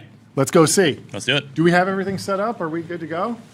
You got the camera? Okay, we're gonna switch over so we can go take a tour of a real chip motor. And you got me on the lav. Thank you for coming along with us, Jordy. Want to hop up? Take us through it. Where are we going? Right out here. Let's see. Outside the Ultradome, second car review we've done. Here we are. Whoa, here we go. Wait, it's driving itself. There we go. What's up, Chip? Hey, I'm Chip. Look at this thing. Hey, Jordy. Hey, John. This is Good to amazing. see you.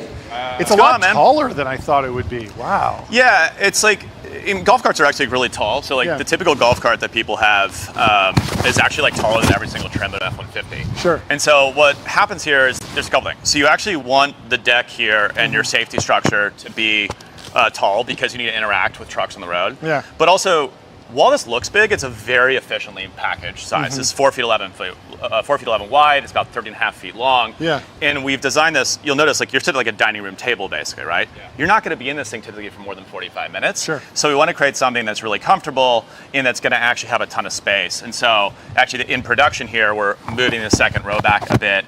And everything is going to enable. For me, I still have 2 kids in rear-facing car seats that fit in here well, and so.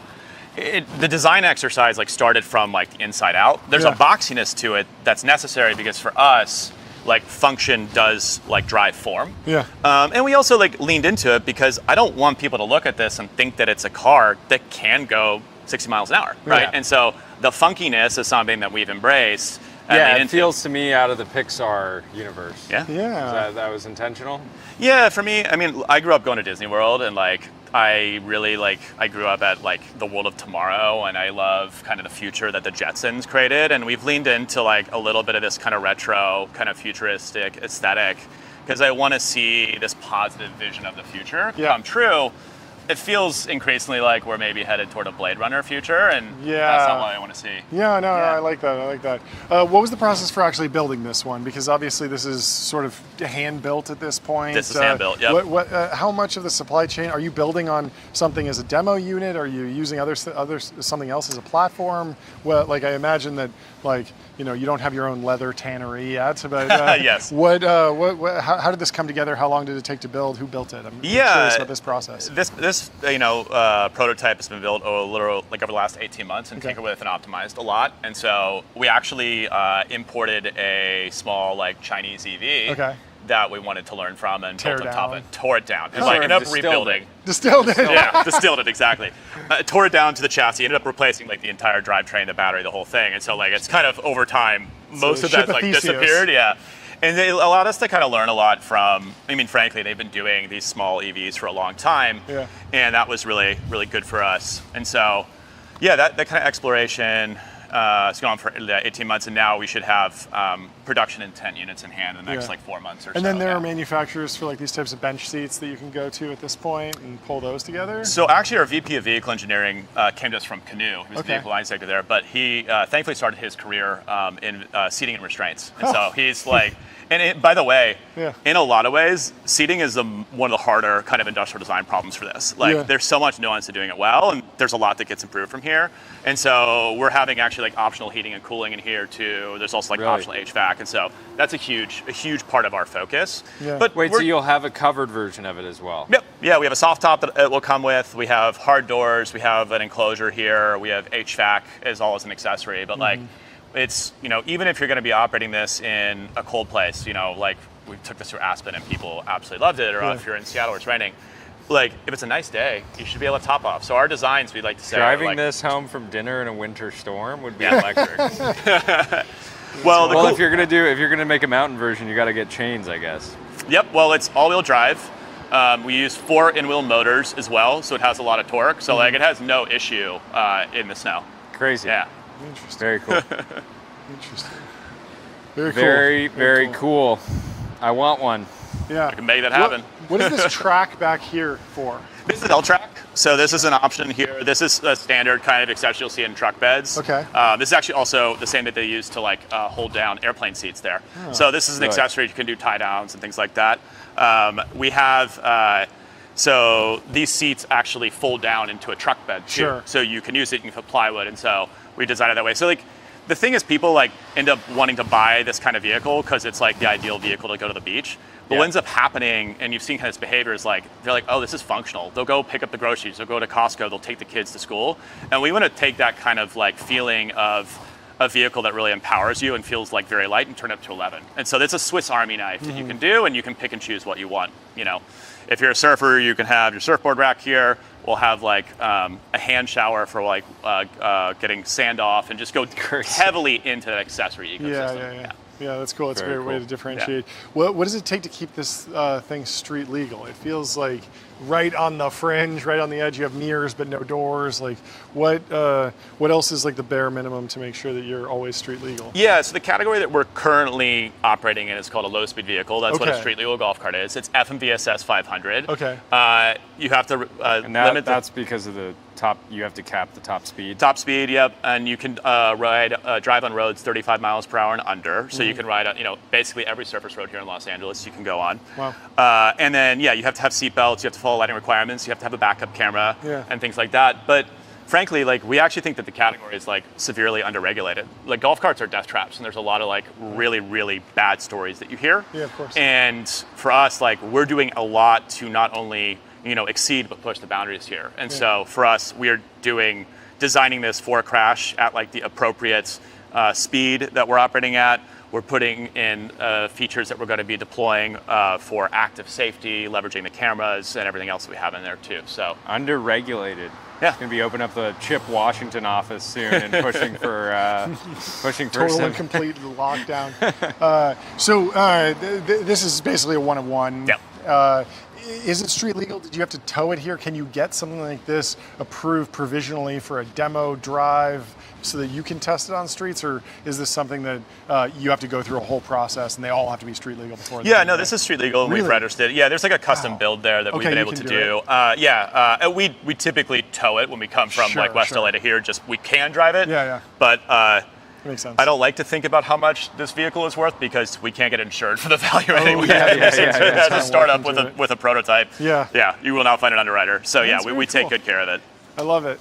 Thank you so much. I mean, for it's showing it to impressive us. how solid it feels, Thanks, even man. as a prototype. Yeah. Like, it feels like ready to ship. Well, good. we'd love to get you guys, later. We can take it for a drive.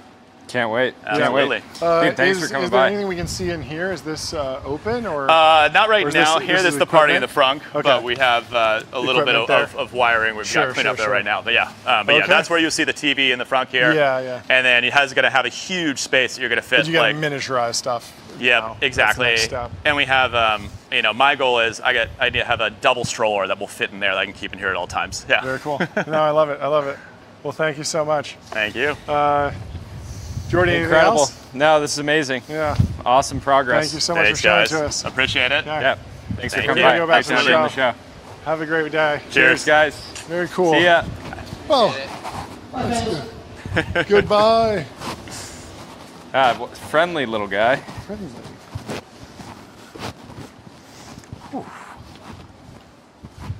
Back to the show. We have a couple more guests coming by. Tyler, did you find the car that I was talking about yesterday? Can we send that? It also it's looks the Nissan Figaro. the Nissan Right? Figaro, Figaro. right? Nissan Figaro. Can we pull up a picture of that? I like the way this one looks, and this is just like for sale on Cars and Bids right now. This old thing. Also looks a little bit like what a design cool experience. vehicle. Yeah.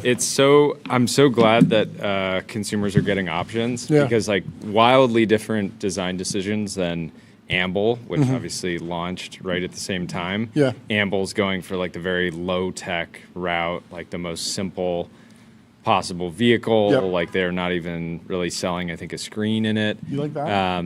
I like that. I the love Nissan that. Figaro. I love it. Whereas Chip is going for really creating like a consumer electronic product in many ways. Tyler, do you want to send a link to the car that you were looking at picking up earlier. I think it was a little bit of an older car. I want to get Jordy's review of whether or not you should pull the trigger on this car. Have you ever owned an old car? Not since college. Because, what do they call it? Vintage or retro? I don't know. You go further back. Classic? It's really a classic car. Yeah, so if we can pull this up, this is from early 20th century, 1922 Chevrolet. Oh, it's pre-war? Yeah. I thought you were going pre-war. post-war. There's a few options. Tyler's thinking about getting Yeah, that. Jordan, what do you think of this? Whoa. Don't you think this is... I mean, but why not just go for something horse-drawn? Like, if you're going to go this far back, why not go 20 years prior and go horse-drawn? Who would have thought that this commuter? car would be put out of business by horses? Because, if you're going to go... A horse is less maintenance than this thing. It's over for the... What is this, Model A, Model T? Something like that? Well, it's not Ford, so... Oh, it's not Ford? Okay. Chevrolet. 490 Touring is what it's called. Touring. I mean, they kind of nailed the design. It's beautiful. They made the perfect car, and then ever since then, we've been trying to get back to this. Yeah. I think it's wildly illegal to design a car like this. I don't think you could, even if you modernized everything. Yeah, we don't even know how. We don't know how. But we do know how to tell you about MongoDB. What's the only thing faster than the AI market? Your business on MongoDB. Don't just build AI. Own the data platform that powers it. Adam Hunt, researcher at Cambridge University, has a PhD in evolutionary psychiatry. He said he's recently flipped from being bullish to bearish about AI. He says he's updating his bearishness to be more solidly bearish. Early thoughts and his reasoning laid out here. It turns out if you keep training and scaling the models more, they develop broad new capabilities in lots of domains. Thesis was wrong. Sorry, Demis. The recent batch of models haven't gotten more general, they've gotten less general. This is the most obvious fact, that their language outputs have gotten much worse in comparison to, e.g., O3. If they were gaining generalist capacities, we would expect them to be describing their work in ever more graceful and comprehensive prose. And I don't know if that's that accurate. I mean, you hear about like Claudish and like the little languages that emerge from the models to be more token considerate. And so there is an evolution of language there, but I sort of take his points that it feels very much like the spikes are getting spikier. And if you scroll down, you can pull up this chart. So Thomas Puero had put out this mainstream AGI thesis, this idea that there's spiky intelligence. It starts, if you zoom in on the top left there, you'll see the circle where there's tasks that AI can do, and a human is better at every single task. Then the AI is helping me in some tasks, means that there's these little spikes where the AI is maybe 80% as good as you, so it's somewhat helpful, but there's other areas where it's useless. Then all of a sudden, you scroll over and the AI has a jagged frontier. Sometimes it's amazing, sometimes it's dumb. And then the final stage is, wow, the AI is unbelievably intelligent, but for some reason it fails at X. And then AGI is when it's still spiky, but every possible point on that blurry blob is beyond the human capabilities. And so it is generally intelligent, even while remaining spiky. Now, if you scroll down, this individual has a different story that he is playing out. AI is a fun toy that is helping me do some tasks, has a jagged frontier. But then if you go over, he's saying you're going to get crazy, crazy spikes, while the actual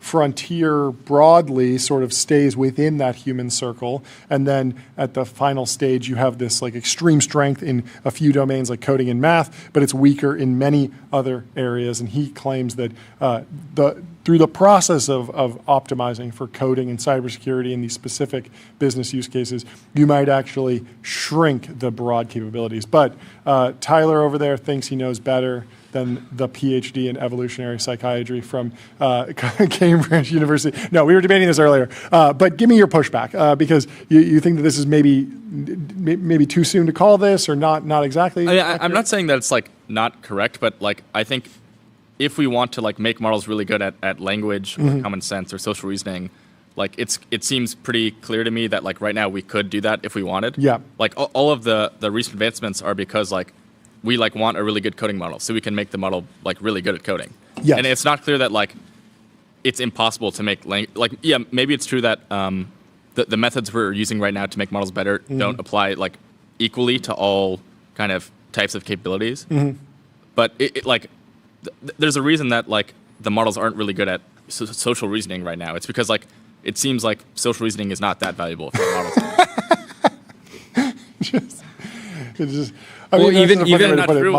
Even writing. Yeah. It's like, look at some of the most iconic like exchanges in business history. You're never like, oh, well, when Steve emailed the Adobe CEO, his prose wasn't absolutely electric. Yeah. It was just like, what did it actually say? And so I think it's possible that like incredible writing just isn't valuable enough to. Yeah, I mean, so I agree with you that there's a world where like every task needs to be hill climbed. There's some debate on the timeline today about chess bench. So Gary Marcus has taken a little bit of a victory lap, saying AGI smarter than the smartest humans. My ass. Says Kasparov peak rating 2851 probably could have crushed the best commercial language models in chess when he was 7 years old. And so this graph of chess bench shows that GPT 5.5, Gemini 3.1 Pro, Preview are all around just north of 1,000 ELO, which is still impressive. It's crazy, but it's not by any means superhuman. But like, every time someone points out something where it's like the models are bad at this, it does seem like there's a very quick cycle of like, let's make them good at that. Yeah. Also, like I think it was Amjad that was talking about this. He basically took an LM and he said like, help me make a chess bot, and then it was like became superhuman. So like if the model can just do the thing, like maybe is it the model doing it, or is it the model writing code that then does the thing? It's kind of the same thing. Yeah. Yeah, I mean, at a certain it's using point, tools to. Well, then at a certain point, a really good model would just be like, I'm going to go download Stockfish and just run the actual chess engine. Like, I don't need. Yeah, I mean that seems fine to me. I don't. I just think that when people say the model is generally intelligent, they're hoping that it's just like a natural. Like they're implying that chess is like indicative of some other cognitive ability, right? Because clearly the chess is not the actual thing that matters, because the chess can just download Stockfish. Yeah. I don't know. Anyway, fun stuff. Let me tell you about Codex. Codex is a powerful workspace for getting work done with AI agents. Whether you're writing code, analyzing data, creating content, or automating business workflows, Codex helps you move projects forward from start to finish. I really like the dog one. It's great. Anyway, we've been keeping Stanley Tang from DoorDash waiting for far too long. He's the co-founder and chief product officer. Stanley, welcome back to the show. How are you doing? Hey, how are you, John, Jordy? Great to see you. Yeah, I can see you. I want to get the update. I want to get the news. On a big day. I also want to know your take on this idea. I don't know if you were listening, but this idea that LLMs and AI models are so incredible, and yet they're underperforming at chess on this chess bench. How are you? What is your overall frame for thinking about progress in AI, the intelligence, the spikiness of these models? Because I imagine that flows through what you will do with a harness or with a new initiative, and what you will just wait for the model to naturally get better at. Yeah, I mean, I feel like we're going through one of the most exciting phases in kind of the tech industry. I think AI is going to be huge. I think the models are only going to keep getting better and better. I mean, I spent a lot of time thinking through how do you apply AI, not just in the LLM world, but seeing all the stuff that's coming out of the AI LLM world and bringing that to the physical world. Yeah. And I think that's probably going to be the next frontier. Yeah. Like robotics, physical AI, drones, et cetera.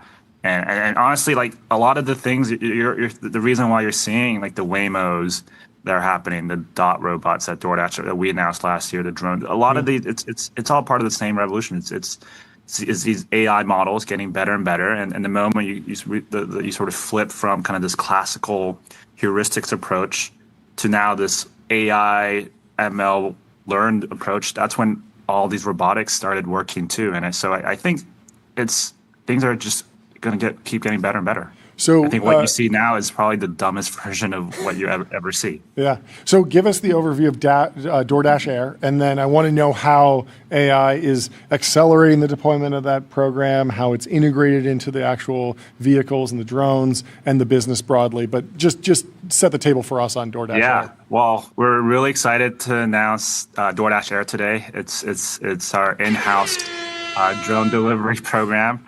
It's the same team that's built behind DoorDash Dot, so it's built as part of our DoorDash Labs group.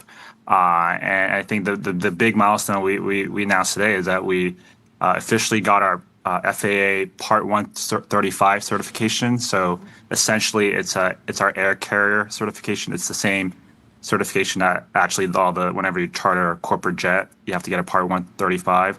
And with that, it means we're now officially legal to do drone deliveries commercially in the U.S. We're the 8th company to get the Part 135 for drone delivery. So we're really excited to bring drone deliveries to the DoorDash marketplace. Yeah, this feels AI accelerated, because if we were talking 5 years ago, 8 years ago, 10 years ago, and like the discussion was around launching sidewalk robots or drones, the or would be very important there, I imagine.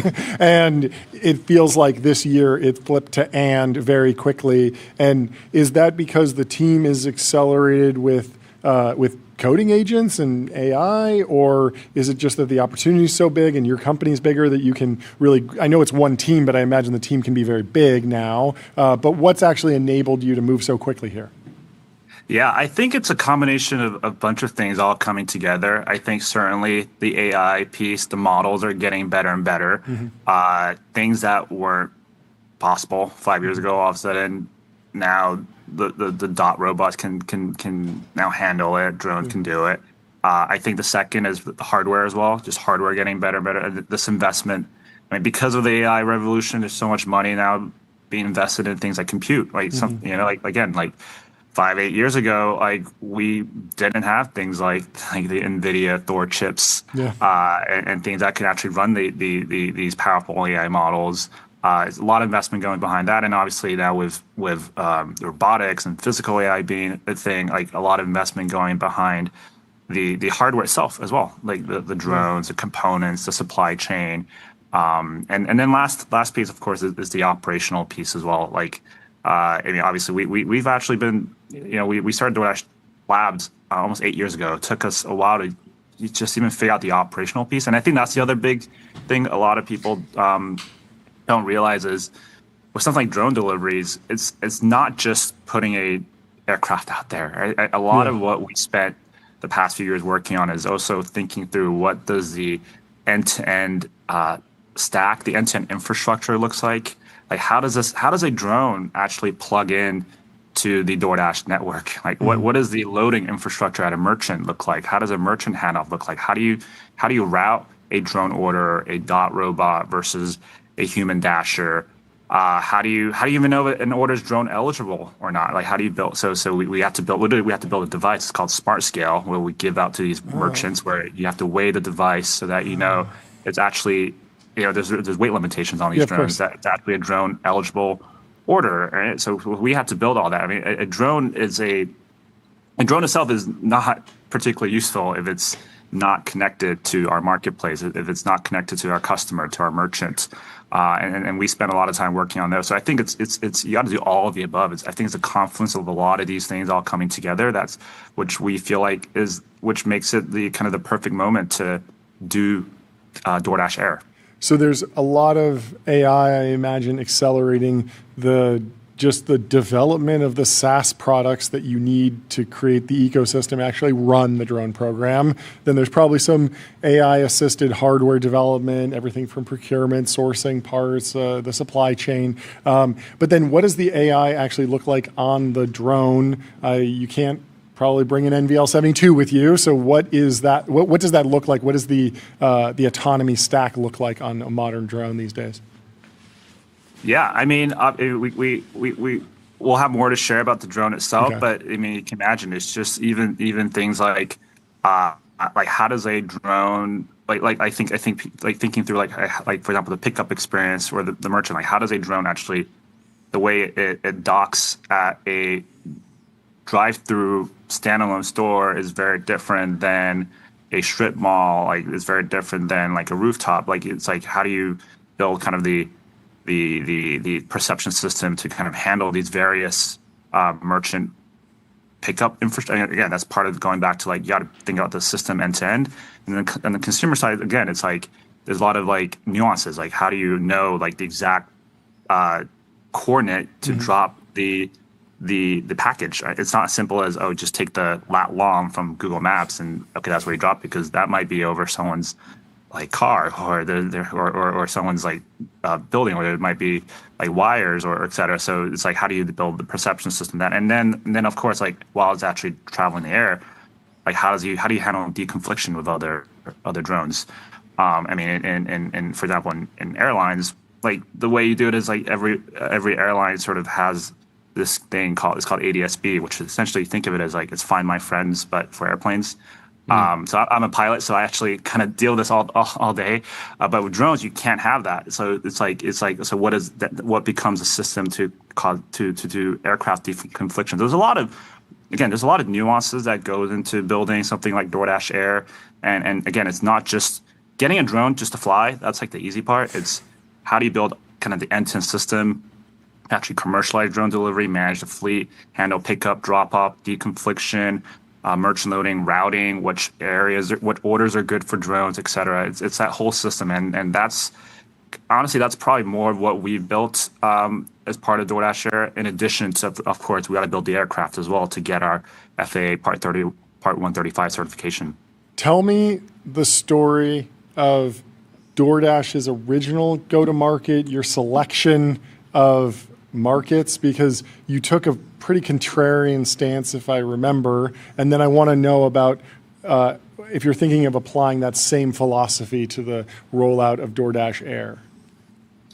Yeah, I mean, we started DoorDash 13 years ago in Palo Alto. It was literally a Stanford food delivery project. It was called PaloAltoDelivery.com back then. 8 PDF menus and a Google Voice phone number. We're delivering out of our own cars. Like Tony had a Honda Accord. We were just driving around delivering orange hummus. So we definitely come a long way. But I think the principle remains the same. It always starts I think this is a common trap a lot of these companies make, is instead of saying, let's just build something cool, cool technology for the sake of it, you always have to start with what's the use case, what's the customer use case, what do these deliveries look like? And especially with DoorDash, I think again people kind of have this misconception that like delivery is very nuanced. It's not like we do over 3 billion deliveries a day. It's not like you just like all 3 billion deliveries look different. You don't just like plop a drone. But specifically, that number is so mind blowing. Yeah, it's crazy. But specifically, I seem to remember, I don't know if it was investors or just commentators, but people were saying like, it is crazy that DoorDash started in a suburb. Everyone assumed that delivery services and like Uber, for example, would start in like the highest density because it's the lowest distance to go. It worked out. What is unique about where DoorDash Air you think might be successful? Because people might say San Francisco, they're techies. They might say New York, but there's different considerations around tall buildings and regulations. Like, where should we see this flourish early? Where's the last place it's going to go? Yeah, I mean, in a way, it's kind of similar to DoorDash. Like DoorDash thrived in the suburbs, and I see the same roadmap here of drones. It's like, again, you start with the use case. Where are the deliveries happening? And does this use case fit into our form factor? And turns out drones do really well in suburbs because, one, you can travel, like it's great for deliveries where things are further out, where perhaps there's not a straight line you can just get to, or maybe more rural areas where it's less desirable for human dashers to take an order.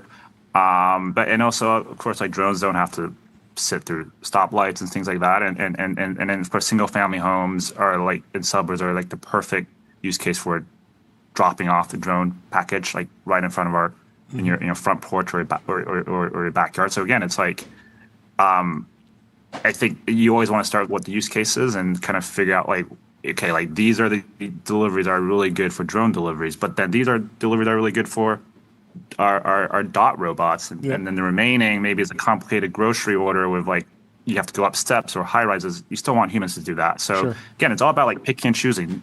There's no two deliveries across our 3 billion deliveries that look the same, and it's all about how do you build kind of this multimodal system, right? And that's kind of the future we believe in, is kind of this multimodal platform. What does range look like for DoorDash Air over time? Like if I have a favorite restaurant that's 30 miles away, am I going to be able to get that delivered hot?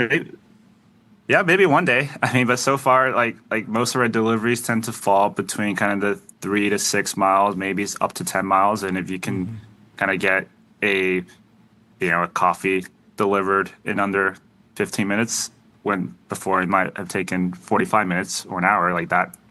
That's like that would be a killer use case. Again, it's like, what are the use cases we can unlock that is possible with drones that you couldn't do with someone that's in a car? Those are deliveries. You're thinking about ordering French laundry to Malibu? Is that what you're trying to do, Jordy? No, maybe I'm actually looking forward to getting to the 500-mile range. Yes, exactly. Exactly. I want you to break the sound barrier. Is what I'm asking for. Over time, I'm sure you'll get there. Well, congratulations. Yeah, really, really cool. Thank you so much Great for taking update, the time to come chat with us. Have a great rest of your day. Thanks, congratulations. Thanks, we'll talk to you soon. Cheers. Goodbye. Let me tell you about CrowdStrike. Your business is AI. Their business is securing it. CrowdStrike secures AI and stops breaches. And we got Amjad Masad from Replit, the CEO, the founder. You know him. You love him. He's been on the show multiple times. And he's back. How you doing? Look at that. What we got on the shirt. Oh, looking good. Thank you. Wow. Royalty. That's vintage. That's vintage. Thank you so much for taking the time to come chat with us. My pleasure. I haven't seen you in a while. It's been way too long. I mean, we went to your office. We recorded an episode in your office. Most people don't know this probably because there's just a blank wall in the background. But we recorded an episode in your office, and we didn't actually get you on the show that day because we were just hanging out. But I'm so glad that we have you here. Catch us up to speed on what's happening in Replit world, the new launches, the AI-powered creative suite, and then I have a million other questions to ask you. Awesome. Yeah, so a few things are happening. One is, you might have seen, we signed this big letter with NVIDIA and Microsoft around open models. We're really excited about open models. Look, for 2 years, Anthropic was the undisputed king of coding agents. And right now, actually, it's not just GPT that's caught up, but also the open source models. Kimi K3 is an amazing model. It's at maybe quarter the price, sometimes even better. And it's also a fantastic design model. So we have this new, what's that? I saw the Arena leaderboard. We were talking to Joe Weisenthal about this an hour ago. That Kimi K3 really outperformed Spiky on front end, which is, we were talking about how it changes the conversation, because if it's spiked on bioweapon development, that would be a different conversation. But if we wanted to spike anywhere, front end is probably a good place for it to spike. Absolutely, absolutely. It generates beautiful aesthetics. It's the first model that I see that is actually trying to reason about design, trying to, like, if you read the traces, that's the cool thing about open models. They kind of show you the traces now. The closed models don't show you the traces anymore. It thinks about page structure and layout and aesthetics and things like that. And so Replit Design, for one, is the first product on the market that's purely multimodal. We evaled every model on the first of the earth. Some of them are good at SVG, others are good at animation, others are good at CSS. And so we created an environment that brings up the best of these models. You can also select the model you like. You want to design purely with Kimi? Go ahead and do that. And so there's no other place on the internet where you could do that. And kind of the motivation behind that is, we've been on a now multi-year crusade against slop. We don't want to be purveyors of slop on the internet, right? I mean, we're all inundated with text slop. I mean, LinkedIn is sort of unusable at this point. But also all the apps kind of look the same. That's good, because I haven't logged in months. Yeah, it's not worth it, honestly. And so we're like, okay, how can we make it so that, look, we think people largely have taste. It's hard for them to express how they want designs to look. And so we came up with this concept we're calling ambient intelligence, where you can design by point and click. And the way that happens is you sort of, well, first of all, we give you a mood board. We integrate it with Mobbin. It's typically a paid service. We're providing it for free. And so you can find inspirations from around the internet, from the best UI UX websites and landing pages. You can drag and drop them into the canvas. Very then cool. when you click on an artifact on the canvas, it gives you options to continue the design. It's like, let's design another page. Let's look at different vibes. Let's generate different variations. And so I'm someone who I think I have a good taste. I know what looks beautiful, but I can't express it. I can't say, it should be brutal style, whatever. I don't have the language. And so by just pointing and clicking, I'm arriving at really cool designs. Like I'm working with an architect on our new office. I kind of know intuitively what I want my office to look like, but I can't go and Pinterest and search or whatever. So I went to Replit, put an initial prompt for things I like. It created kind of a mood board I like, point to click. An hour later, I have something exactly that I would like. I would never in 100 years be able to express it. So it's really, that's the the beauty. first I mean, time it's that's designed for non-designers. That's sometimes you don't have words for it, but you also just need to see every possible direction, and then you can really hone in. And to me, that's it's so crazy to me. I used to go when I was like a teenager. I'd go on the freelance platforms, and I'd do like a $5 project to make a logo, and I'd have a bunch of people do it. I'd spend $25, $30 on it, and I was so excited to get all these different kind of variations. And now it's actually as simple as a single prompt. You can just put in the prompt, make me 30 versions. Don't just make a logo, make 30 versions of the logo. So yeah, it's not even a prompt. It's 2 clicks on Replit, and we talk a lot internally about the post-prompting world. Like I think we're entering a period where prompting is no longer needed. Some people will still do it, but it's not just in design. I'm sure you're kind of following the narrative around loops, where you specify a high-level intent, and then agents prompt other agents.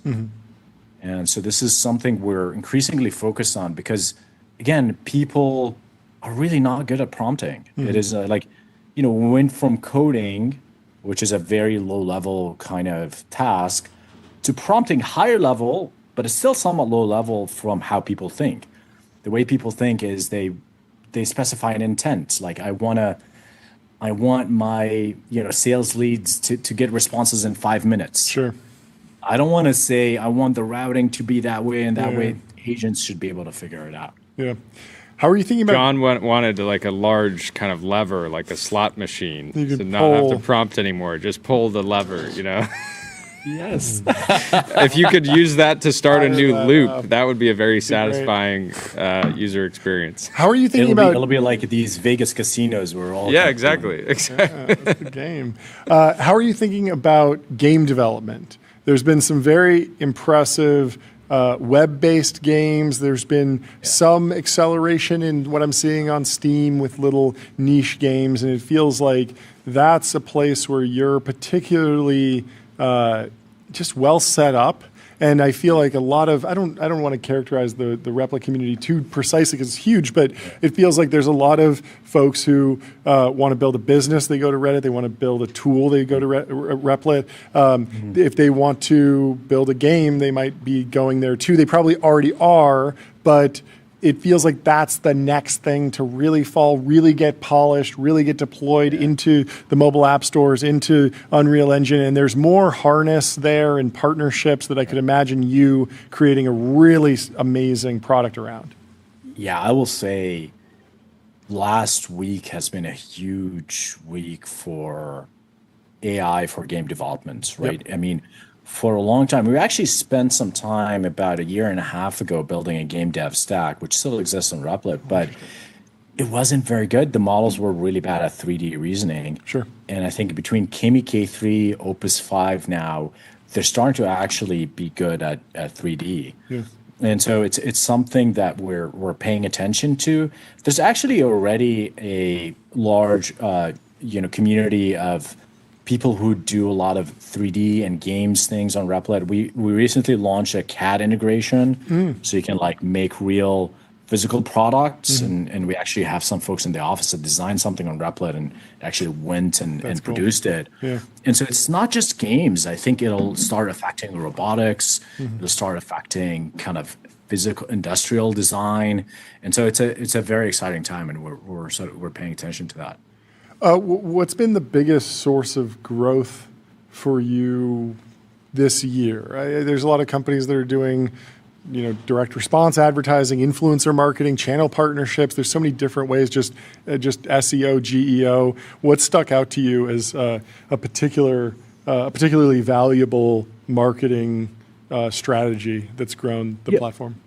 We do all of the above. I think we have one of the best performing UGC ads right now. Yeah. I'm sure. I don't know if you saw that, but we have like a bunch of videos where people. There's like one that's really going viral right now where so like typically a woman is getting like an app from Replit, like a Replit built app. About like asking her out on a date. Oh, I think I have seen this. Yeah. Yeah, 25 million views and all of that. And then now a lot of our competitors are copying it. Sure. But the biggest source of growth has been enterprise. Interesting. And I think Replit differentiates in many ways, but one of the ways we differentiate is because we've been building the platform for a long time, we actually have a really deep stack. Like everything, when you buy Replit, you get a hosting environment, deployment environment, security agent, you get admin controls, you get all this enterprise stuff. And we've been growing really fast in enterprise because, vibe coding has been kind of proven out. And now we've went from kind of the consumer excitement that happened last year and now real adoption in enterprise affecting real impact on how people actually work. And the really cool thing is, when we talk to our enterprise customers, it's like this is the most impactful tool, more so than the CoreWorks of the world, where you're sort of like you're doing the same thing. You're sitting in Excel or whatever. It's saving you 10 minutes here, 15 minutes there. This is actually automating entire workflows where it's like I used to do this for 20 hours a week. Yeah. Now I built an app and I do it for 0 hours a week. Yeah. And so you can automate entire work. And we have a bunch of products and launches coming up around this idea of loops and really automating work coming soon. And so enterprise has been the largest growing segment for us. We're still growing consumer, prosumer, and all of that. Are enterprises asking you to sort of act as a de facto router? Because you're model agnostic and you understand the different pros and cons, there's a world where if I have a workforce that's pretty deeply integrated into the Replit ecosystem, I could either go to you or maybe even enforce a rule that says, hey, for front end, we're using Kimi because it's cheaper and this meets our standards. So at this company, we want you to... that. Okay. And they're asking for that granular control on a user and a group level. So I want my designers to be on Kimi. I want my front end to be on that. Yeah. They want that deeper controls. And what we're seeing from enterprise customers is that they're saying, like, look, I know the big AI labs are trying to lock me into these big contracts where I'm just using them. And there's this whole token maxing thing that was happening and everyone was sort of burnt by it. And there's like really deep mistrust. Because also a lot of the big AI products don't put guardrails around their product. And so a lot of employees, you have instances where employees are spending, like one employee could spend like $10,000, $20,000 a week, like a month doing that. And so they're asking us for controls on models, on spend, for routing. But also, I think more importantly, is I think the guardrails that we build into Replit. So when you're doing design, you're in design mode. The agent is a designer. It doesn't veer off and do a lot of random things. When you're building an app, we have the guardrails around building apps. And even with that model routing, Replit is a lot more outcome focused and actually cheaper. And we see a lot of companies now ripping out say Claude, they gave everyone Claude, right? Yeah. And they're like, okay, my engineers are great at it, but actually people in legal and finance, Sure. they're burning tokens for no reason. Yeah. So let me implement Replit and let them be focused on a certain task. Yeah. There's a remarkable story in the chat. Somebody in the chat says that 2 years ago they were $50,000 in debt. They would meet business owners at restaurants and build them products in real time with Replit, and that got them out of crushing debt. I'm sure you hear those stories all the time. White pill. Yeah, total white pill. Thank you for your service. What advice do you have for young people who are nervous about the job market, AI? How can they take advantage? Look, the AI narrative has been totally warped. Like, the politicians, just the discussion and debate in our country has been about job loss. It's been about, spend. It's been about all stuff. Stories like this, someone who was $50,000 in debt discovered Replit and got out of debt and perhaps is making more money than that. Those stories are not getting told. And I understand, negative headlines get more attention. Yeah. I think there's a perverse incentive for some of the players in the space to generate the negative headlines because you can create regulations coming out of that. And we know the story of regulatory capture that's been happening. It's a story as old as capitalism, right? And so kind of my advice to people is a kind of first of all, mindset shift. AI is incredibly empowering. Look, even for me, you could say, it's easy for you to say you've been always like a technical programmer guy. I've never trained a machine learning model. Now I'm training models with Replit. I'm going to Replit Agent. I actually trained a chess model that's on its way to become the best chess LLM model. It's actually already beating, state-of-the-art GPT models and these kind of models. And so I feel huge empowerment. And to me, it's like, fuck, there's nothing I could not do. Like, I was thinking like this math thing that's happening. I've never done math. I want to go find some proofs, It was like bio. Conjecture Max. Conjecture Max. Do you know there's this video where P. Diddy, I guess, he could not be named now, but there's this video where he closes the deal. He's on the phone. He closes the deal. He hangs up the phone. He's like, what can't you do? I can do, and he goes berserk. Yeah, it's unfortunate that that is him in the video because it's a great video. It's a great video. Okay. It's a great video, and I feel the same way with AI. It's like, what's out there? Let me go do it. It's the world is your oyster. I think that mindset is important. I love it. Well, thank you so much for coming on the show, breaking it down. Awesome to see you. Always great seeing you. Good to see you guys. Always Have crushing. a good rest Great of to your see you, day. dude. We'll talk to you soon. Goodbye. Let me tell you. Someone should use AI to take that video of he who shall not be named and put Amjad in the video. That might be worse. I don't know. Let me tell you about the New York Stock Exchange. Want to change the world? Raise capital at the New York Stock Exchange. Just do it. Your soundboard is fantastic today. We have Adam Cohen from Weave, the co-founder and CEO, coming on the show with an amazing fundraising news. Adam, how you doing? Good. We're in good spirits. We signed with Standard, so we're all happy. Behind you? What's behind you? You got a gong? Whoa, what do you got there? Whoa!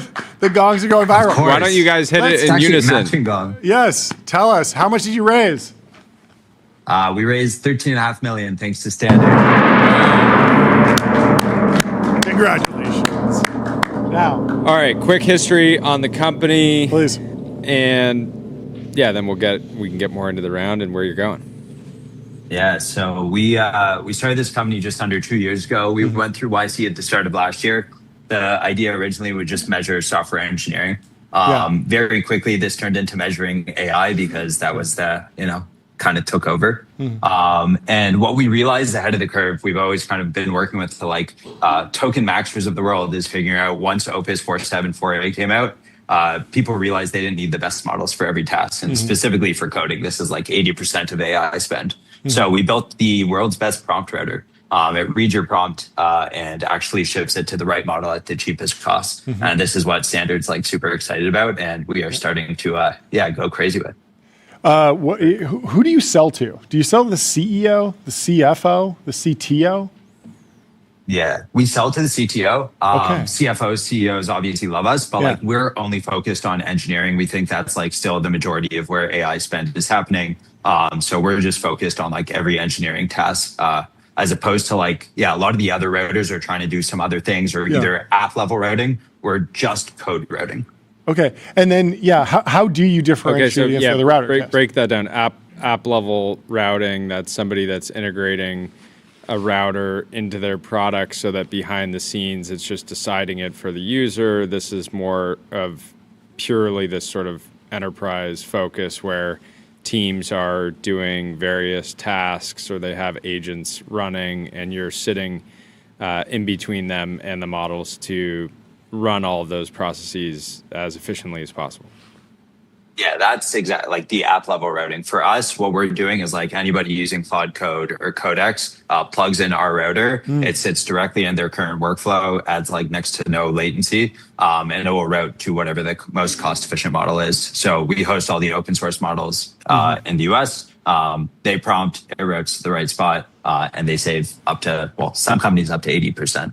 That's amazing. What is customer acquisition like? Is this, like person to person at the highest level? You're going after enterprise CTOs, so you're meeting them, talking to them, or is there like a self-serve option for like small businesses? Because it feels like a lot of small businesses, they might be starting to use AI, starting to use coding, but a lot of them are on a $200 plan. They're getting great value. They're not really in the like token maxing is going to, make or break my business this quarter.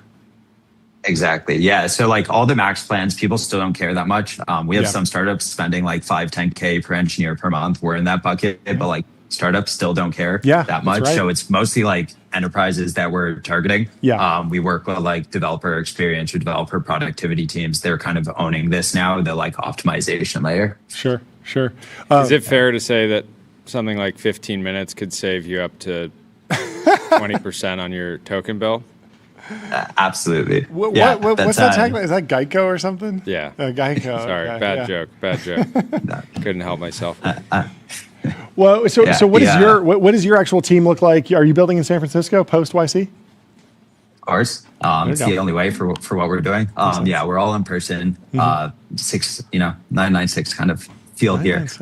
Team's really fired up. They all want to join the video, but we weren't sure how far to push this. Yeah. They could come say come say hi if they're hanging out. Why not? But what 99 it's not even enough. You're not even that differentiated if you're doing 996 these days. I feel like right. There's an opportunity. There's you've got companies that are putting in 7, sometimes 8 days a week. Yeah, there you go. That's why you have to jump out of a plane to attract talent. This is the best part of the video is we've had like an influx of people that are interested. I think just because I did my fears of acting was scarier than the jumping out of a plane. Yeah, I heard one entrepreneur who said he changed manipulated time. He every day is 3 days. Because his first day goes from 6 a.m. to noon. His second day goes from noon to 6 p.m. Then he works a third day from 6 p.m. Stack that up over a day. Yeah, he's going to crush you. Or a month. Yeah. And he's not crazy for saying it. You're crazy. Anyway. Sorry. We're having too much fun. It feeling like a Friday over here. Yeah. Where are you going from here? Are you going to keep the team small? Or so there's about 16 of us. We are hiring very aggressively. We need some like incredible engineers and AEs to just scale up. We are swamped. I feel bad. Our kind of like campaign to our account executive and to our go-to-market team is death to Jerry. Yeah. Jerry's our AE, and he is too busy with too many meetings. So we want to make him as tired as possible, and now we need a second. Yeah. Is there going to be like long tail demand for fine tuning of open source models from your customer base? Like if they're doing something really routine, typically that's been the domain of like the Neo labs. And I don't know if that's the right term for your company, but it feels like you could slide there over time. Is that an ambition? Absolutely. So actually, we already have like a early version of this where you can give feedback in the router to the router based on what model you're choosing, or what model it chooses. You just easily pass feedback, and it's going to learn from this. So we do this both as like a company. We have RL built in, but now we're exploring what this looks like at a per org basis. Yeah. So if the company is just printing money, they can be like, when I ask for the weather, I do want you to use the Frontier intelligence for that.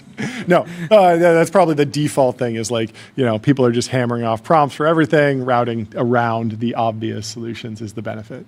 Makes a ton of sense. Well, congratulations. Don't break that gong all too soon. You got to warm them up. We've learned this the hard way. Every time we hit our gong, somebody comments and says, You didn't warm it up.